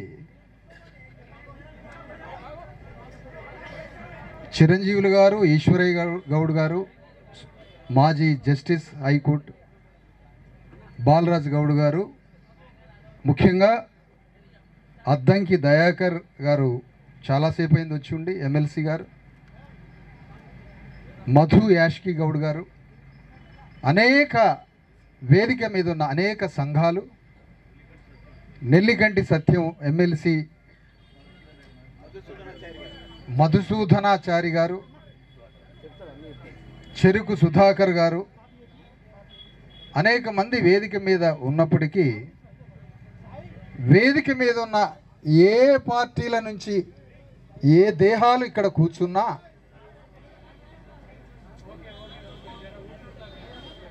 అద్దంకి దయాకర్ గారి ఆత్మని, మధు యాష్కి గౌడ్ గారి ఆత్మని, మధుసూదనాచారి గారి ఆత్మని, నెల్లికంటి సత్యం గారి ఆత్మల్ని ముద్దాడటానికే మేము ఇక్కడికి వచ్చాం. మీ శరీరాలు, మీ దేహాలు తప్పుల తడకతో కూడిన పార్టీలలో ఉన్నా మీరు మా బంధువులు, మా చుట్టాలు. ఇక్కడ ఈ సభలో ఒక విషయం చెప్పాలి మీకు. 775 మంది బీసీ ఎస్సీ ఎస్టీ జేఏసీ ధర్మ సమాజ్ పార్టీ సైనికులు కూర్చొని ఉన్నారు ఇందులో. ఈ మాట ఎందుకు చెప్తున్నానంటే సమాజాన్ని మార్చడానికి ఒక 2 వ్యక్తులు బయలుదేరారు పీడిత వర్గాల కోసం. చిరంజీవులు గారు, జస్టిస్ ఈశ్వరయ్య గారు ఎలాంటి కల్లా కపటం లేకుండా పీడిత వర్గాలని, మరి ముఖ్యంగా ఇప్పుడు బాధిత వర్గంగా ఉన్న బీసీ సమాజానికి హక్కులు కావాలని బయలుదేరిన క్షణంలోనే నేను వాళ్ళని గుర్తుపట్టాను. మనకి తెలంగాణలో ఎప్పుడో పెరియార్ పుట్టాల్సి ఉండే, మనకి తెలంగాణలో జ్యోతిరావు ఫూలే ఎప్పుడో పుట్టాల్సి ఉండే, మన తెలంగాణలో ఒక అంబేద్కర్ ఎప్పుడో పుట్టాల్సి ఉండే. కానీ తెలంగాణలో ఒక 100 సంవత్సరాల నుంచి తప్పుల తడక ఉద్యమంలో మన శక్తంతా ధారపోసి బలైపోయినాం. కానీ ఇంత కాలం తర్వాత ఈ 2 వ్యక్తులు పుట్టారు కదా, చిరంజీవులు, ఈశ్వరయ్య గారు. వీళ్ళిద్దరికీ నేను లక్షల మంది సైన్యాన్ని ఇవ్వాలనుకున్నా.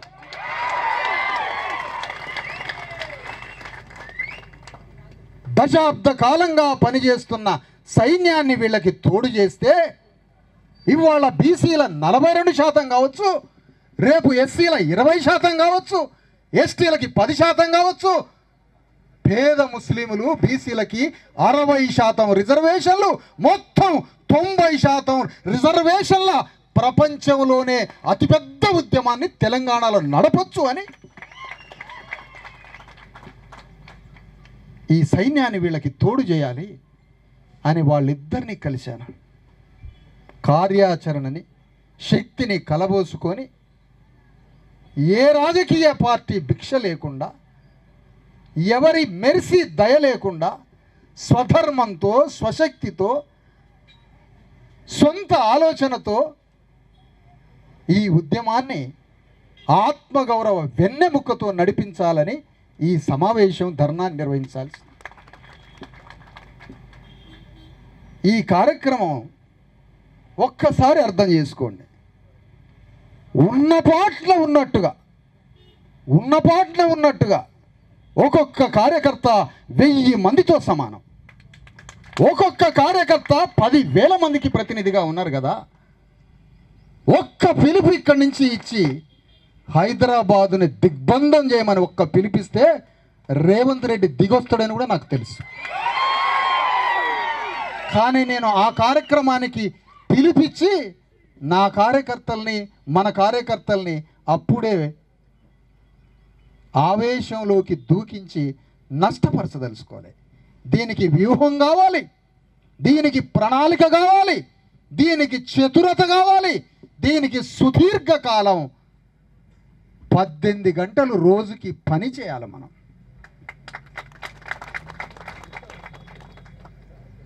నిన్న నేను పృథ్వీతోటి విఠల్తో మాట్లాడిన.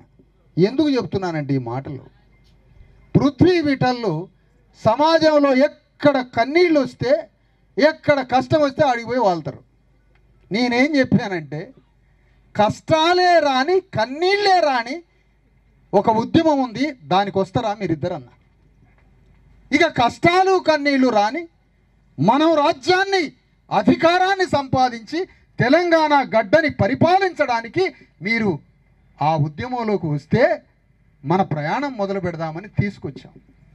ఇక్కడ ఇద్దరు ఉపన్యాసకులు ఏం మాట్లాడారంటే, ఇదంతా అవసరం మనకి, 4 పార్టీల దిమ్మల్ని బద్దలు కొడదాం, 4 పార్టీలని ధ్వంసం చేద్దాం, రేపే గ్రామాలలో అని పిలుపులాగా మాట్లాడటం జరిగింది. కానీ నేనంటున్నా, 4 పార్టీల వ్యవస్థ వేల సంవత్సరాల బలమైన వ్యవస్థ వాళ్ళది.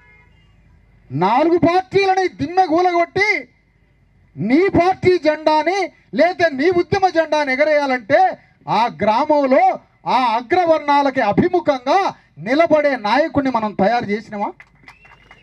చేయలే. ఎవరిని ఎవరి మీదకి ఉసిగొలుపుదాం, ఎవరిని ఎవరి మీదకి ఎగదోద్దాం? ఆ ఎగదోయడం వల్లనే 70 ఏళ్ల నుంచి ఒక పార్టీ మీదకి మనల్ని ఎగదోయబట్టే మన అయ్యలు తాతలు అన్నలు అందరూ చచ్చిపోయి ఇప్పుడు మిగిలినాం మనం. ఇది జరిగింది. పీపుల్స్ వార్ నుంచి బయటికి వచ్చి రాజ్యాంగం పట్టుకున్న మల్లోజుల ఇప్పటికీ క్షమాపణ చెప్పలే, నా వల్లనే వేలాది మంది చనిపోయారు అని. ఎందుకు క్షమాపణ చెప్పలే? నువ్వు మొన్న లొంగిపోయినవా? అసలు 35 ఏళ్ల క్రితమే లొంగిపోయి లోపలిపోయి మొత్తం పీపుల్స్ వార్లో బీసీ ఎస్సీ ఎస్టీలు చంపించినవా? ఫడ్నవీస్ శర్మతో మల్లోజుల శర్మ కలిసిండు. ఎందుకు ఈ మాట అంటున్నంటే, మన ఉద్యమంలో ఒక్క నెత్తురు చుక్క పడకుండా తెలంగాణలో బీసీలకి 42% చట్టాన్ని సాధించాలి మనం. ఇక చాలు, వచ్చింది, ఇక చనిపోయింది చాలు, బలైపోయింది చాలు. అంబేద్కర్ తన రాజ్యాంగం గురించి ఒక నెత్తురు చుక్క పడకుండా, ఒక హింస జరగకుండా భారతదేశంలో సామాజిక ఆర్థిక రాజకీయ విప్లవాన్ని సృష్టించేదే నా రాజ్యాంగం అని చెప్పాడు అంబేద్కర్. ఇక నెత్తురు పారొద్దు తెలంగాణలో అయ్యా. మన అయ్యలు పారించిన నెత్తురు చాలుగా. అందరినీ చంపుకున్నాం మన అయ్యల్ని. ఆవేశంతో, నీతితో, న్యాయంతో. ఎక్కడ అన్యాయం జరిగితే తట్టుకోలేక అన్ని పార్టీల నినాదంలోకి పోయి అందరం చచ్చిపోయినాం. ఇక వద్దు, శాంతియుతంగా అంబేద్కర్ తాత్విక జ్ఞానంతో, ఫూలే ఆలోచనతో, కాన్షీరాం చతురతతో ఉద్యమాన్ని మొదలు పెడదాం, జ్ఞానంతో మొదలు పెడదాం. ఇక్కడ ఒక అతిపెద్ద కార్యక్రమం జరగబోతుంది, చాలా జాగ్రత్తగా ఆలోచించాలి. తెలంగాణ గడ్డ మీద ఉన్న 2.5 కోట్ల మంది బీసీల యొక్క ఉద్వేగాన్ని, ఎమోషన్స్ని, వాళ్ళలో ఉన్న అత్యంత కసి ఏదైతే ఉందో 9th షెడ్యూల్ మీద వాళ్ళకి శాశ్వత చట్టం కావాలి అనే 2.5 కోట్ల మంది బీసీల ఉద్వేగాన్ని బీజేపీ పార్టీ మీదకి ఎగదోస్తే ఎట్లుంటుంది అని రేవంత్ రెడ్డి ఆలోచిస్తున్నాడు. ఎంత భయంకరమైన వ్యూహం! నీవు 9th షెడ్యూల్ కోసం యుద్ధం చేయకుండా, నీవు 9th షెడ్యూల్ కోసం పోరాటం చేయకుండా, నువ్వు 9th షెడ్యూల్ కోసం నీ చావో రేవో తెగబడి యుద్ధం చేయకుండా తెలంగాణలో ఉన్న 2.5 కోట్ల మంది బీసీలని ఎగదోస్తే బీజేపీ మీదకి, ఆ ఎగదోసే ఉచ్చులో మనం పడి ఢిల్లీ శీతాకాల సమావేశాలకి ఢిల్లీ పోయి ఆ చలిలో చికెన్ మటన్లు తిని చలికోట్లు కొనుక్కొని వస్తే మనమంతా.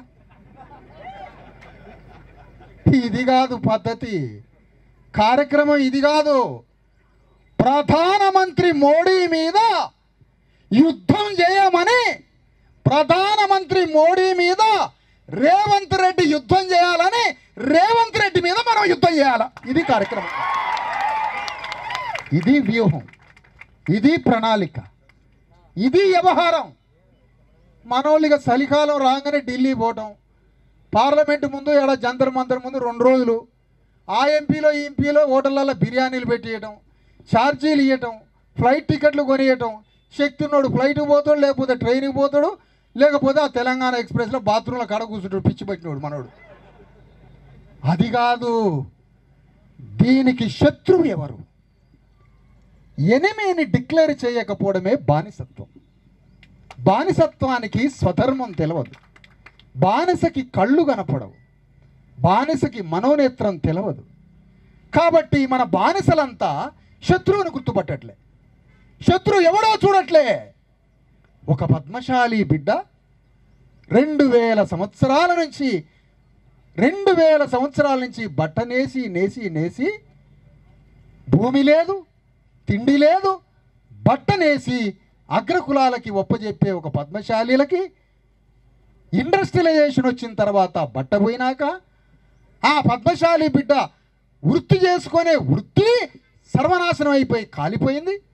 పద్మశాలికి భూమి లేదు, పద్మశాలికి ఆస్తి లేదు, వృత్తి చక్రం కాలిపోయింది. చదువుకోవడానికి ఆ పద్మశాలి బిడ్డ, ఉద్యోగం చేయడానికి ఆ పద్మశాలి బిడ్డ, సర్పంచ్ కావడానికి ఆ పద్మశాలి బిడ్డ కట 2 సంవత్సరాలు 2000 సంవత్సరాలు పద్మశాలీల రక్తమాంసాలు తాగిన అగ్రకులాలు ఆ పద్మశాలి బిడ్డకి చదువుకునే హక్కు కూడా ఇయ్యరట. ఏమి దుర్మార్గం ఇది?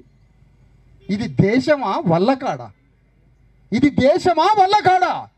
తెలంగాణ గడ్డ మీద 12,500 గ్రామాలని బీసీ ఎస్సీ ఎస్టీలు తమ రక్త మాంసాలని ధారపోసి 12,000 గ్రామాలని కట్టినాం, రక్తాన్ని ధారపోసినాం, కోట్ల ఎకరాల భూమిని పండించి పంటలు పండించినాం, ఫ్యాక్టరీలలో పనిచేసినాం, రోడ్లు వేసినాం, సర్వ సంపదలు సృష్టించి మీకోసం మరణిస్తుంటే మా బిడ్డల్ని చదివించే హక్కు 42% ఇవ్వనప్పుడు వీడిని మనిషి అంటాడా ఎవడన్నా? ముఖ్యమంత్రిని, ప్రధానమంత్రిని? మానవ పుట్టుకంటారా? అమెరికాలో 200 సంవత్సరాల క్రితం తెల్లవాళ్ళు అయ్యా మేము తప్పు చేసినాం అయ్యా, ఇక నుంచి విద్యలో, ఉద్యోగాల్లో, రాజకీయంలో, సినిమా ఫీల్డ్లో, వ్యాపారంలో 40% రిజర్వేషన్లు, 40% వాటా నల్లవాళ్ళకి ఇస్తామని క్షమాపణ చెప్పారు అక్కడ తెల్లవాళ్ళు. వాడిని మొక్కాలనా, వాడికి దండం పెట్టాలనా? ఏది మనం ఎవరిని మొక్కుదాం? ఒక అగ్రకులం పేరు చెప్పండి, ఒక పేరు చెప్పండి అయ్యా. ఎవరిని మొక్కాలా? మొక్కడానికి ఎవరైనా ఉన్నారా? హృదయ పరివర్తన మనది. మన మనస్తత్వం ఒక హ్యాబిట్యుయేట్ మైండ్తో ఒక అలవాటు పడ్డది ఇక్కడ అగ్రకుల మనస్తత్వం. ట్రాన్స్ఫార్మ్కి వీలు కానీ, పరివర్తనకి వీలు కానీ భయంకరమైనటువంటి క్రూర హింస, దోపిడీలతో కూడిన, వివక్షతతో కూడిన స్వాభావిక లక్షణాలతో 1000 సంవత్సరాలుగా ఒక్క భారతదేశంలోనే అగ్రకుల దోపిడీ సాగుతుంది. ప్రపంచమంతా మారుతుంది. ఎంత దుర్మార్గం! ఇంకా నా తల్లిని 9 నెలల నా బీసీ తల్లిని తీసుకుపోయి, ఏమే రావేమే, చేలో నాటేయడానికి, పొలంలో నాటేయడానికి రావేమే, మీ దొరసాన్ని మేము ఎప్పుడైనా ఏమీ అన్నామా? ఒక్కసారైనా జరిగిందా? అప్పుడు ఎప్పుడూ జరగలే. ఎన్ని 1000 సంవత్సరాలు మీ దగ్గర శ్రమ. అట్లా ఒక గౌండ్ల ఆయన తాడి చెట్టు మీద ఒక గౌడ కార్యకర్తను నేను మొన్న ఇంటికి పిలిచి, ఆఫీస్కి పిలిచి, నాయన ఈ బీసీ ఎస్సీ ఎస్టీ జేఏసీ ఉద్యమంలో పనిచేయి నాయన, నిన్ను చూస్తుంటే తెలివిగా కనపడుతున్నావు, మంచిగా కనపడుతున్నావు, నువ్వు పని చేయాలి హైదరాబాద్ వచ్చి అంటే తలకాయ ఉంచుకున్నాడు. గంట సేపు తలకాయ ఉంచుకున్నాడు. ఇంత మంచివాడు ఇట్లా రెస్పాండ్ అవుతాడు ఏంటి అని అడిగితే, ఏం లేదు నాన్న, మా నాన్న తాడి చెట్టు మీద పడి 6 సంవత్సరాల నుంచి 2 కాళ్ళు ఇరిగి మంచం మీద పడ్డాడు, పొద్దున లేస్తే రాత్రి దాకా ఆయనకు సేవ చేయాలి, నేనొచ్చి ఎట్లా ఉద్యమం చేయను అన్నాడు. వాడికి 42% రిజర్వేషన్లు ఇయ్యదట రేవంత్ రెడ్డి ప్రధానమంత్రి. ఎన్ని కులాలని ఇట్లా, ఎన్ని కులాలు చచ్చిపోవాలా? ఆధునిక ఇండస్ట్రియలైజేషన్ వచ్చి కుల వృత్తులు ధ్వంసం అయిపోయాయి.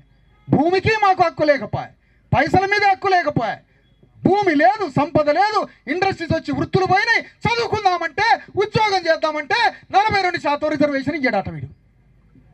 ఏమిటిదంతా? అందుకనే ఇక్కడ ప్రశ్నకి ఎక్కడ సమాధానం ఉందంటే, నీవు బాగుపడే నీ విముక్తి కోసం తెలంగాణ ఉద్యమం వచ్చింది అనుకున్నావు. తెలంగాణ వస్తే నా సమస్త కన్నీళ్లు పోతాయి అనుకున్నావు. కానీ పోలే. ఎందుకో తెలుసా? తెలంగాణ ఉద్యమానికి మన విముక్తికి ఎటువంటి సంబంధం లేదు. తెలంగాణ రాష్ట్రానికి మన విముక్తికి ఎటువంటి సంబంధం లేదు. వాళ్ళు రాజ్యాన్ని తెచ్చుకోవడానికి తెలంగాణని సాధించి రాజ్యానికి వచ్చారు. వచ్చిన రాజ్యంలో ఈరోజు మన వాటా ఎందుకు లేదు? తెలంగాణ వచ్చినప్పుడు తెలంగాణ రాష్ట్ర సాధన పోరాటంలో సంపదలో మీకు మీ జనాభా ఎంతనో మీ జనాభాకి తగ్గట్టుగా మీకు వాటా ఇస్తామని తెలంగాణ ఉద్యమం ఎందుకు వాగ్దానం చేయలేదు అని అడుగుతున్నా. ఈ వాగ్దానం తెలవకుండా నేను తెలంగాణ ఉద్యమంలో పాల్గొన్నావంటే నువ్వు బానిసవు కాదా? తెలంగాణలో ఎంత భూమి ఉందో అంత భూమిలో బీసీ ఎస్సీ ఎస్టీల జనాభాకి తగ్గట్టుగా భూమిని పంచుతామంటే మనకు వాగ్దానం ఉందా? లేదు. ఏ వాగ్దానం లేకపోయినా మాకు తెలంగాణ వస్తే చాలు అన్నావు. మాకు తెలంగాణ వస్తే చాలు అన్నావు. మరి నేను అంటున్నా, ఆ రోజు కాంగ్రెస్ పార్టీ మన్మోహన్ సింగ్, సోనియా గాంధీ, కేసీఆర్ని, ఈ తెలంగాణ కోసం పోరాడే జానారెడ్డిని వాళ్ళిద్దరిని పిలిచి నేను తెలంగాణ ఇస్తా కానీ ఆ తెలంగాణ రాష్ట్రంలో వెలమారెడ్లు ఎప్పుడు నాయకత్వం వహించొద్దు అని సోనియా గాంధీ, మన్మోహన్ సింగ్ చెప్పినట్టయితే వీళ్ళిద్దరు తెలంగాణకు ఒప్పుకునేటోళ్ళ? మరి నీకెందుకురా తెలంగాణ? మరి నీకు రాజ్యం లేకపోయినా తెలంగాణ కావాలా? వానికి రాజ్యం లేకపోతే తెలంగాణ వద్దు. ఎంత మోసం, ఎంత మోసం, ఎంత మోసం. కాన్షీరామ్ వచ్చి మీకు రాజ్యాన్ని ఒప్పచెపుతా అంటే, కాన్షీరామ్ వచ్చి బీసీ ఎస్సీ ఎస్టీలకి రాజ్యాన్ని ఒప్పచెపుతా అంటే అందులో కోదండరామిరెడ్డి ఎందుకు పాల్గొనలే? ఎందుకంటే రాజ్యం మనకొస్తుంది కాబట్టి. కాన్షీరామ్ వచ్చి బీసీ ఎస్సీ ఎస్టీలకి రాజ్యం అంటే కేసీఆర్ ఎందుకు పాల్గొనలే? రాజ్యం మనకొస్తుంది కాబట్టి. దేశపతి శ్రీనివాస్ ఎందుకు పాల్గొనలే? రాజ్యం మనకొస్తుంది కాబట్టి. మండల కమిషన్ ఉద్యమం నడిపిస్తే, మండల కమిషన్ ఉద్యమం వస్తే మన బ్రతుకులన్నీ మారతాయి. ఆ మండల కమిషన్ ఉద్యమంలో కిషన్ రెడ్డి ఎందుకు పాల్గొనలే? రేవంత్ రెడ్డి ఎందుకు పాల్గొనలే? కేసీఆర్ ఎందుకు పాల్గొనలే? ఇప్పుడు కనిపిస్తున్న తెలంగాణ ఉద్యమకారులు ఎవడు ఎందుకు పాల్గొనలే? ఎంత ఘోరం, ఎంత ఘోరం, ఎంత మోసం. స్వధర్మం తెలవద్దు. పీపుల్స్ వారు మావోయిస్టు పార్టీలోనట జ్యోతిరావు ఫూలే పుస్తకం, అంబేద్కర్ పుస్తకం పట్టుకొని తిరిగిండట ఒక కార్యకర్త పీపుల్స్ వారిలో. వాడిని ఆ రోజే సస్పెండ్ చేసిండట. కులాలు తీయొద్దు, ఇక్కడ పీపుల్స్ వార్ పార్టీలో కులాలు తీయొద్దు అన్నాడు. ఒకవేళ ఆ 2 పుస్తకాలు ఆ పీపుల్స్ వారిలో వాడే మావోడే చదువుకున్నట్టయితే ఆ పీపుల్స్ వారికి నిప్పు పెట్టి బయటకు వచ్చి జ్యోతిరావు ఫూలే అయ్యేటోడు. చూసారా? అందుకని ఇప్పుడు మనం ఏం చేయాలి? మన ధర్మం ఏంటి?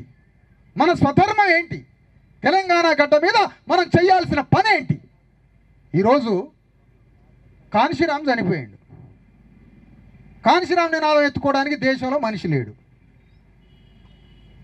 వెంటనే కాన్షీరామ్ నినాదాన్ని ఒక అందమైన, ఎంతో అందమైన, అమాయకంగా అందంగా కనిపించే, చూస్తేనే వాటేసుకొని ముద్దు పెట్టుకోవాలనుకునే రాహుల్ గాంధీ కాన్షీరామ్ నినాదం ఎత్తుకున్నాడు.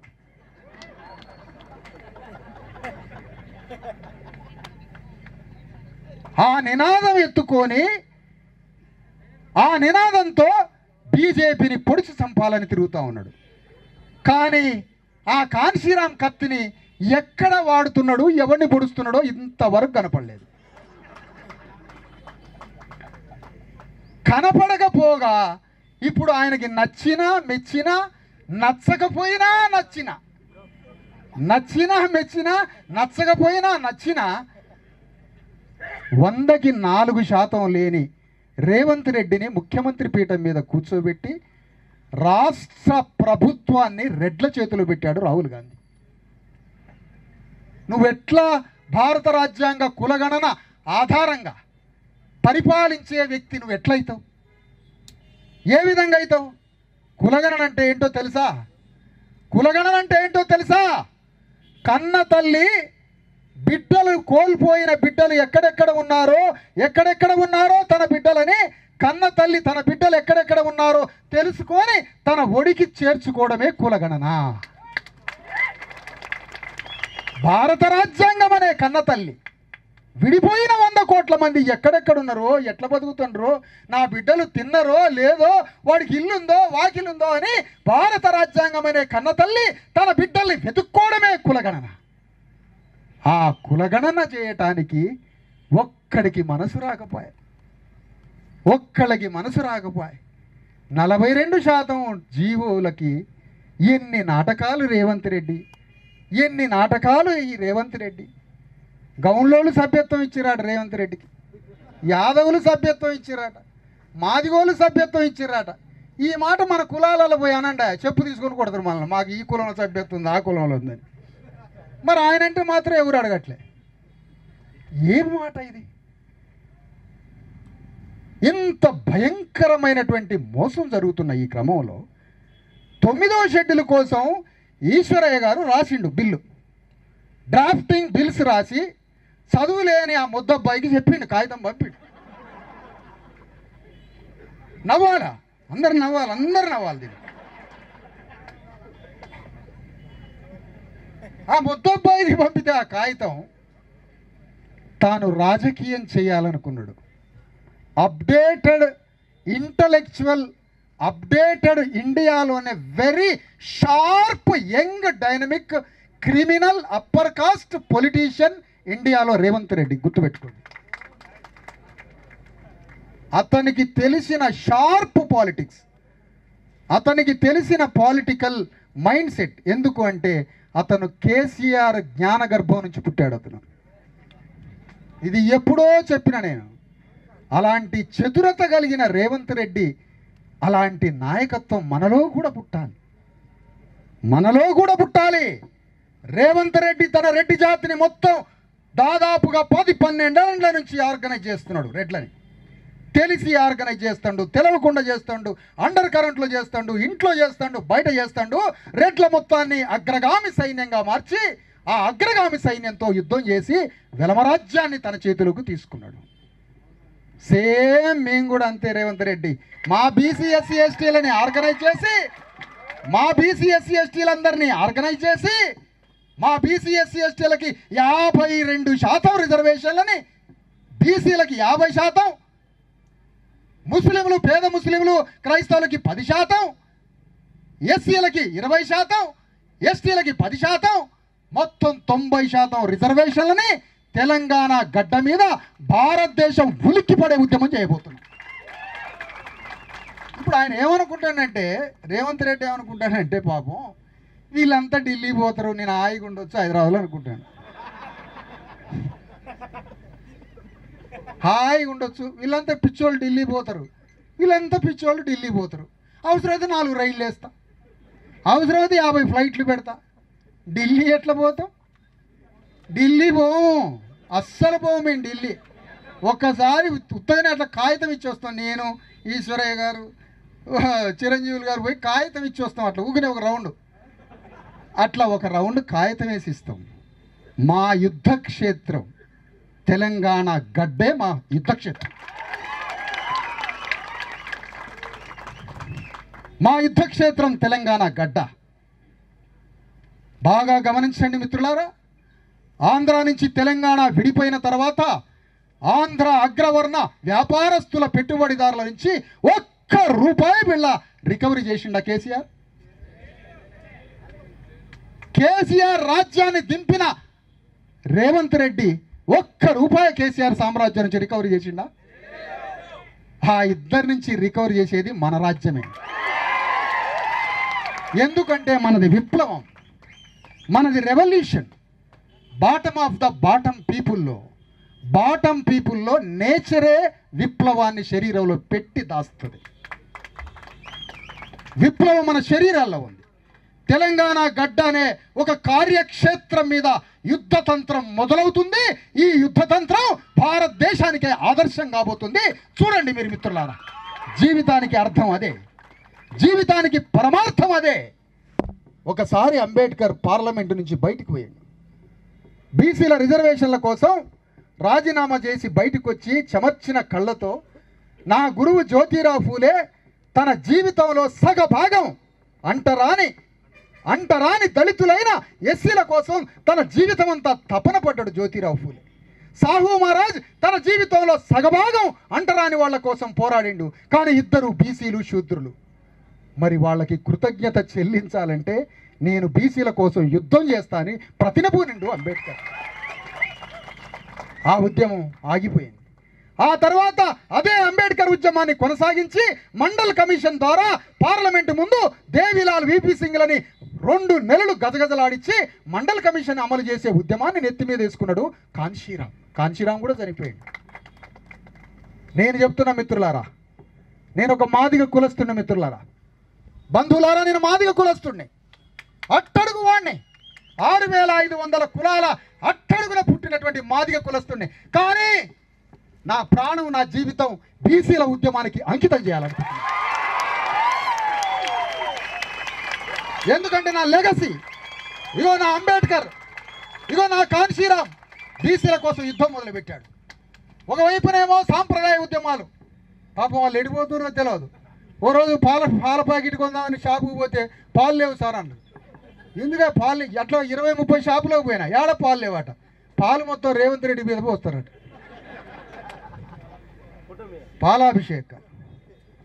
పాలాభిషేకాలు కాదు, విషాభిషేకం చేస్తాం మీ మీద. పాలామృతం ఎందుకు పోయాలి? ఎందుకంటే పాపం రేవంత్ రెడ్డి కూడా రెడ్డి భూస్వామ్య పెట్టుబడిదారుల చట్టంలో ఇరుక్కున్న గవర్నమెంట్ అది.